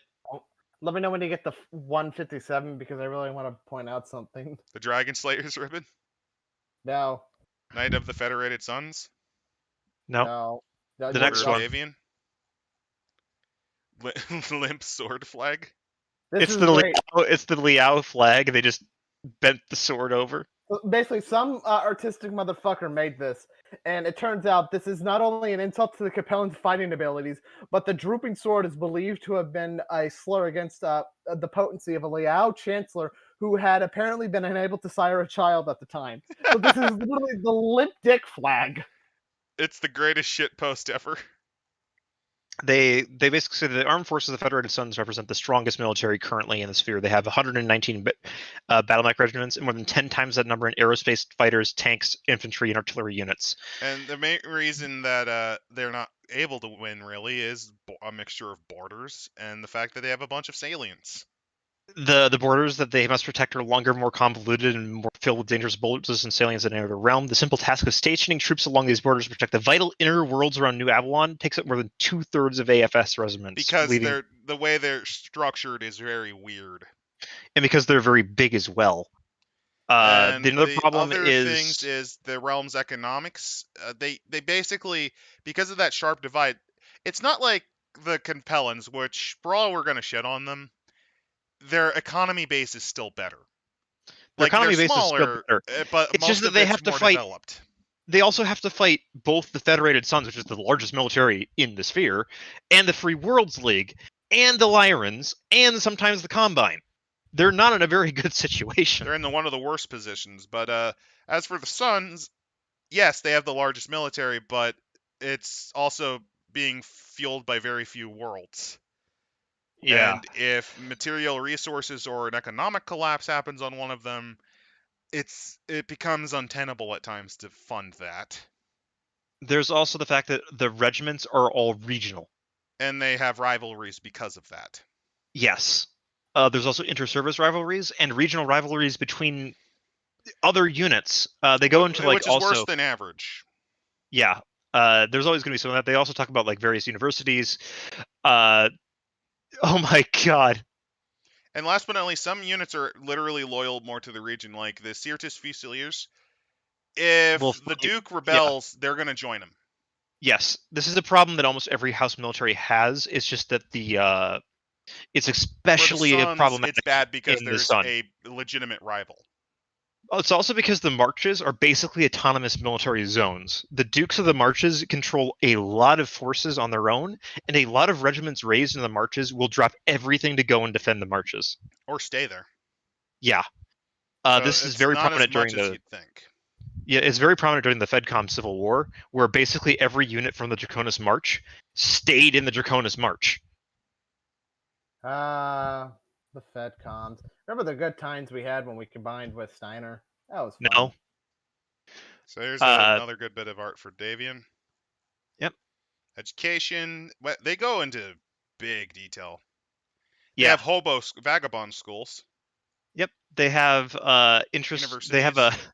the New Avalon Theatre Group's first performance of Shakespeare's Hamlet on the outback world of Benedict came to a screeching halt early in the play when the audience fled the auditorium in terror. As the ghost of Hamlet's father appeared on stage in the first act, many of the audience of poorly educated farmers gasped in astonishment and seemed unsure of whether to hide under the seats or run. They quickly came to a decision when the ghost drifted through a wall and spoke with a voice from the grave. In one huge wave of fear, They the didn't know audience what threw itself toward the holograms were. exits, leaving the stage full of astonished actors. I found out later the audience had never even heard of holographic projections, let alone seen one. Yeah, And they have a talk bunch about, of like, universities that they can show yes, they talk you. about And what the they arts. do, what they each specialize in. Because, well, Yes. not each, but, like, some do a lot, but some specialize. Like, New Avalon Institute of Science specializes in, well, Yeah. biology, medicine, mineralogy, geology. Yeah. They also talk about the public media that they have available. Yep, the arts, son of the House and of the social problems within Comstar and the Federated Sons. They also talk about the socioeconomics, public the resources, media. the distance, Yep, there we go. the problems that they have. Resources and distances, attitudes and regulation. Like, this is really, really fucking in depth, and this is the most in depth I've ever seen. Yeah, they go into talking about everything you can imagine, including stuff like water people. Oh my god, Apple's alive in the fucking Think Yeah, differently. Apple's still around, baby. Apple is still around. Apple's computers is an ancient company with roots extending back to the 20th century. Since its birth, the computer company has gained a reputation for always being slightly ahead of stodgier rivals.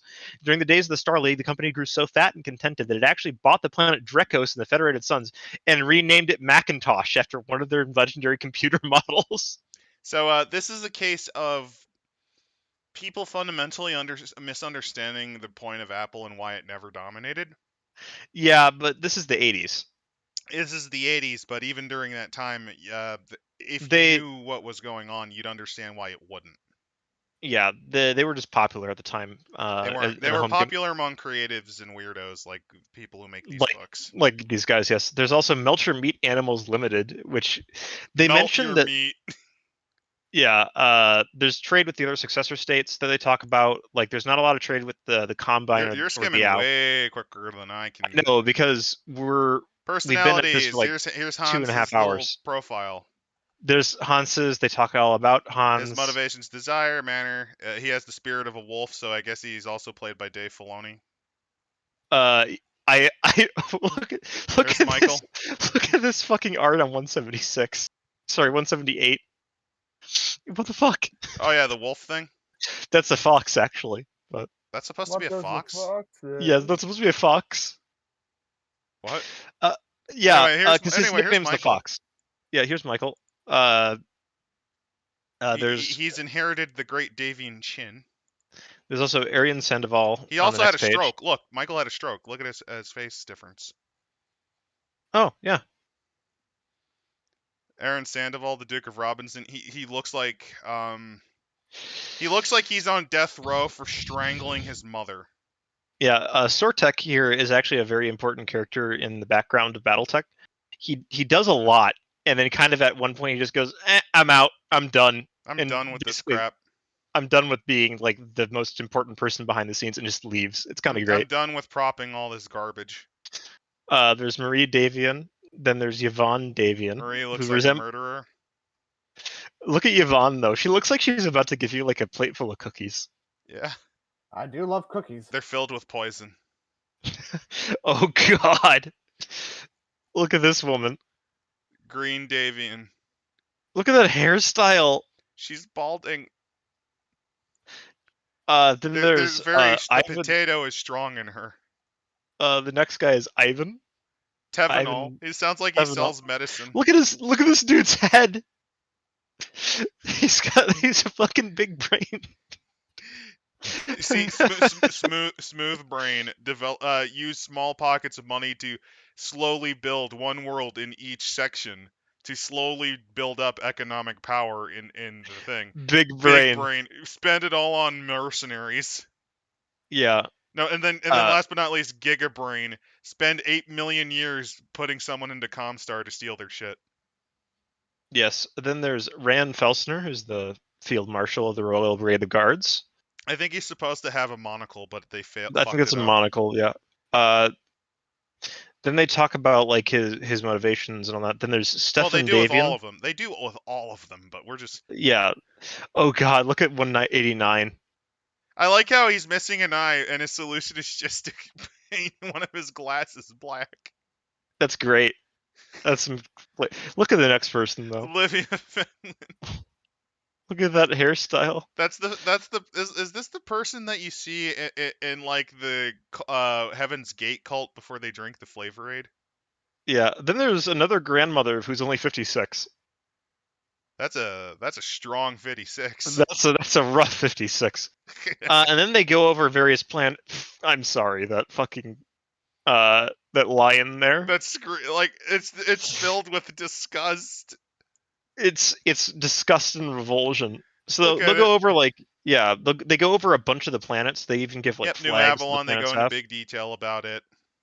New Certus, which that's very important, and that's also the seat of the big rival man. Yeah.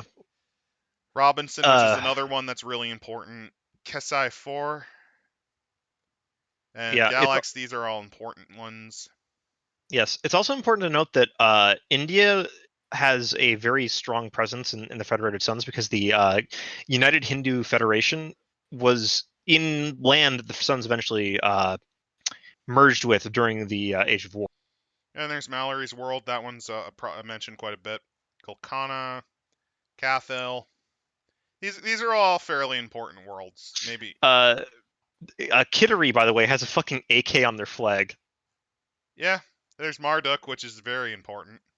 Yep. What's that one communist country that had the AK on their flag again? There's Angola. No, that's Angola or Mozambique. Mozambique does. They have an AK, a book, and a hoe, which I think is pretty accurate to how a developing country develops. They also tell you percentage and level of native life on each of these, by the way. Yep. Oh, the flag for Baxley is very unfortunate. It's because it's a Comstar. That's a Comstar. It looks like a murder cultist. The local Comstar representatives are treated basically as demigods. Their reverence is so great that our weekly observances and classes at our station enjoy better turnout than does the local New Avalon Catholic Church. It's not surprising that this impoverished world provides more aspirants to our sacred order than any other in Davian space. Yep. And these are just the last things. These are the last things, and we're at the index, baby. We're at the index. A very chunky index, too. Well, yeah, it has to be. There's a lot of stuff. We skipped a lot. And then they have a map at the very bottom. You can see all that big salient there? Yeah, you see those big salients? Yeah. That's where all their military is. Yeah. Hey, Adam. For whatever reason, I keep trying to add the freaking Discord link into like the chat, but it won't let me to. Do you mind just putting like a link to our Discord in like the about section of us? Sure. Let me. Yeah, sorry about that. It's just. Let me just see how it's going on there, and actually, because of how it's working. All right. Today. And listen, I just want to say thank you for all. We may not have a big turnout, but just the fact that we got people sitting down to watch our stupid ass ramblings means a lot to me. Yeah.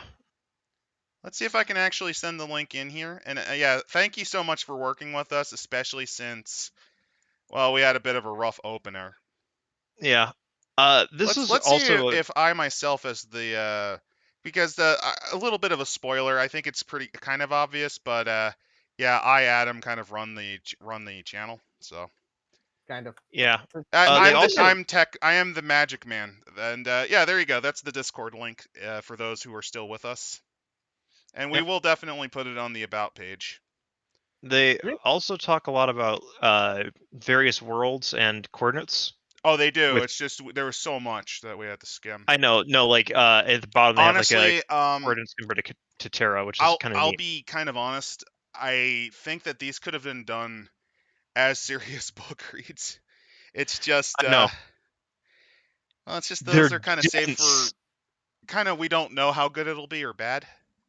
Yeah, and this is also a very dense book that we want to try to get through is in one shot if possible. Yep, cut grain alcohol with more alcohol. Redfield Renegades, are they on the Eternal to extend their commander's bloodline? Kelly's Hostile Chris Union. Redfield. Oh god Yeah. damn it. Yeah, it's Yeah. run by Chris Redfield. Poor Cappellans need to fight because their leadership messed up half the time. Well, that's just their existence. Yeah, Cappellans are suffering. Yeah.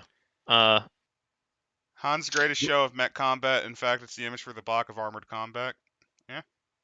Yeah.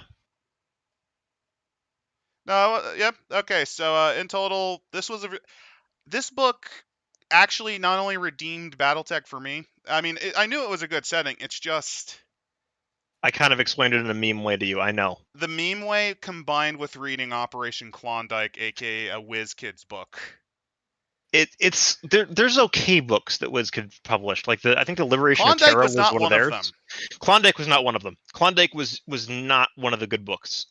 Also, this is a great time to be getting into the lore because it's the first time in 10 years the lore has started to move again. Yep. And what's also, great is there's too, what's go great on. is too is we got all these 40k refugees coming into the setting. Ever since Games Workshop buck broke us like the slaves we are. Oh, don't worry. They'll do it with everything by the end of the all things must come to an end. Yep. Yep. The thing too with the updates to the setting is that there's going to be some controversy with it no matter what happens. Because it's been so long and people are used to a certain thing and they build up this idea Well, where it should no, go in it's- their heads. It's also because the fact is they got to the fucking horrific fucking Also, Clanners Dark rule the Ages. Inner Sphere, so have fun, asshole. well, not necessarily yet or at all. We don't really know. That's part of the thing.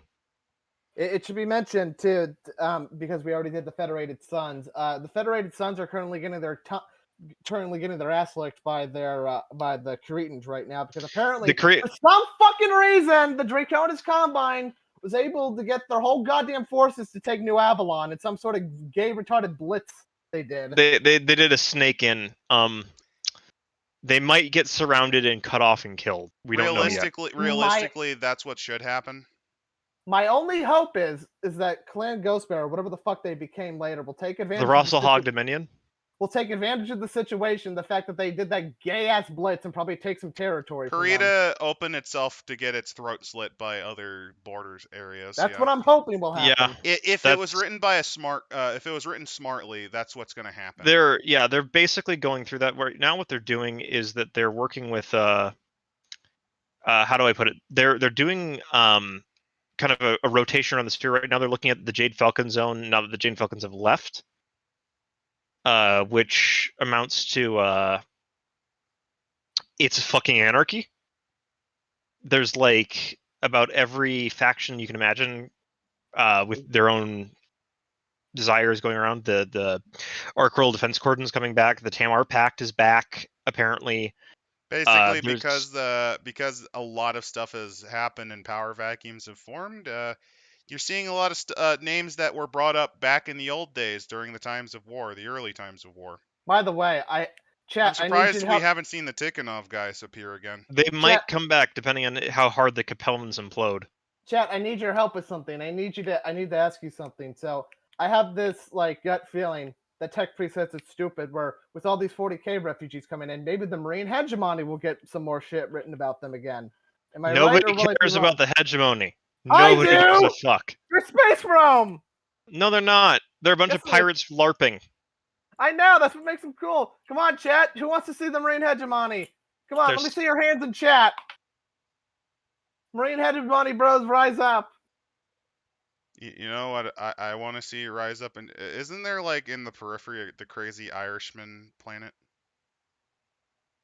That's probably like 5 of those. There's like 3 of those. Are you talking about the Northwind Highlanders?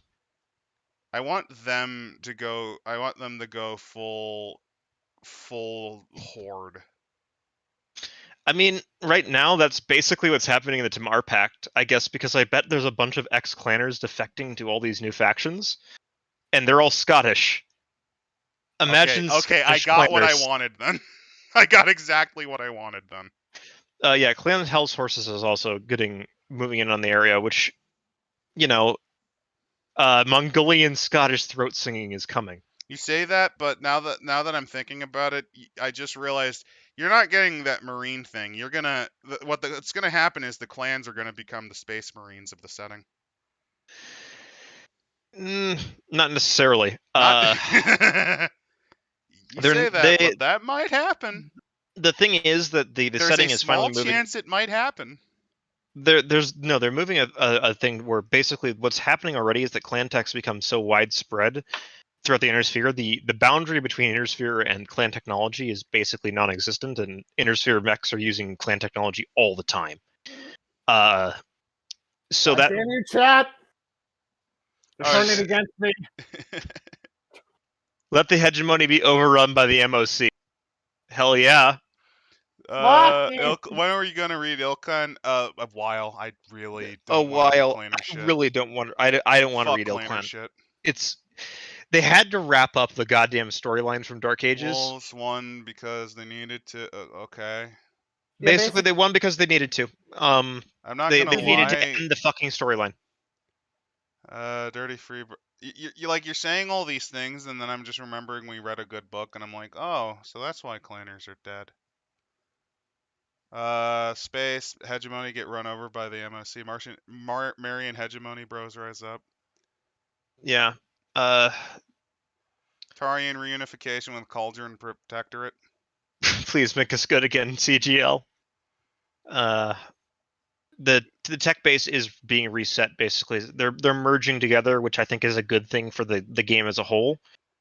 Yeah. Because it means that we no longer have to worry about bullshit clan tech dominating the setting all the time. Because once everybody has clan tech, it's a lot more balanced. Yes, the quote from Syndrome: "If everyone's super, nobody's super." Gotta bring that up myself, you fucker. What, did I steal your thunder? You did. You stole my thunder. This day's been going horribly for me. First, I learned everybody doesn't want the hegemony to come back, and now you're stealing my jokes. This sucks. Well, I need something good to happen today. Should we talk about Julian, Davian, or should we not even open that can of worms? We're not going to open the can of worms about the crazy rapist one, I think.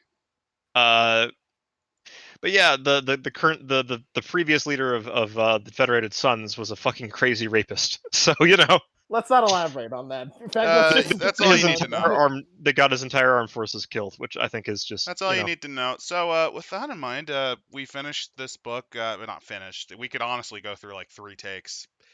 Yeah. But all in all, I do think that it is a great book if you really want to show how in-depth and interesting the setting is.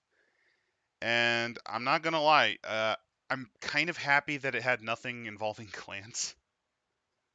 I'm kind of happy that they weren't mentioned in it. Well, they're like 5 years away from now. Until they were 2 years away when they published this, but still. The Mad Cat is the Mad Cat's rise to stardom won't happen for a good while. Either way, this was a good way to actually introduce me to why Battletech is actually very competent rather than memey and filled with people who eat crayons to survive. Yeah, I mean, it's funny, that actually makes it very similar to Warhammer 40k, because I had it introduced to me exactly the same way, and I fucking hated it when I because when you deal with a treadhead whose favorite thing is to talk about all the times commissars blam the guardsman's head, you get a very poor image of what the setting's actually like. Nobody likes Grimderp. And in this case, I liked reading about logical reasons for why people make decisions that seem dumb. Yeah, they go into a lot about like the Succession Wars in their in their books as well. For the Succession Wars, they go into depth about them, which essentially a lot of it boils down to everybody's was originally kind of gearing up for this during the collapse of Star League, and once Kerensky was gone, well, might as well go for it. Yeah, it's open season, baby. It's open season, and there's basically all the rules just got thrown out the window because of the Amaris coup. So the nukes are out, the bioweapons are out. Everybody's going for everybody's industrial bases because they don't know how long this is going to last, but they want to make sure that the other side can't get back up if they deal a good enough blow. Let the Wolverines rise up with the Camerons. God, no, please. I want Wolverine to just be gone from all of this. I don't care, honestly. Like, Make the NyQuil cockatoos fall. The NyQuil cockatoos. But yeah, no. What are you talking about, Tech Freeze? Don't you want the mysterious clanners that show up every so often to make their appearance? Then they'll have no. Like Clan Wolverine, the Dakota tribe will show up, and they'll have super clan. It's the Minnesota tribe, and no, I don't. The Minnesota tribe will come up with they'll have like super prototype clan weapons. Tech. That'll explain because, like, in order that like everybody has clan tech, then the I have tribe it. will have super clan tech. I have a way for the meta plot to get so much worse that it makes you scream. Here we go. Okay, here we go. The Wolverines come in and they're armed with alien tech. They teamed up with the birds from Lost Country. Not the birds. They team up with new aliens that they make. Well, one of the original. Because in the words of the creative hacks that do this, it's to bring the setting forward to a larger part of the galaxy. Yeah, that's what I was saying. It's super clan tech now. It's alien tech. They've already got a larger part of the galaxy, which is we could go back to the clan homeworlds, which kind of has not been a thing that's been touched in setting almost 50 years. Not 50 years, almost 100 years in setting. Things might be very, very wild there, right? Depending on how things are going. I mean, there's also the Scorpion Empire that's probably going to make a move into the northern part of the sphere at this rate, because it's just a Thunderdome there. They might as well go in while there's free real estate to be claimed.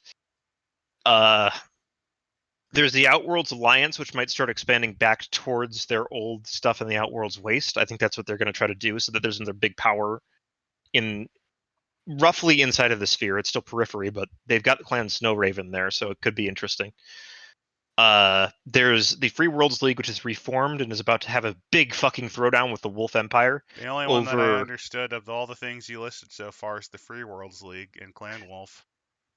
Yeah, Clan Snow Raven's one of the clans. They migrated to the Outworlds Alliance during the Jihad. You can explain it to me, but it's all Greek to me. Basically, the Outworlds Alliance are so good at fighter piloting that they made clanners that are the meme fighter pilots go, holy shit, these guys are great, we should join them.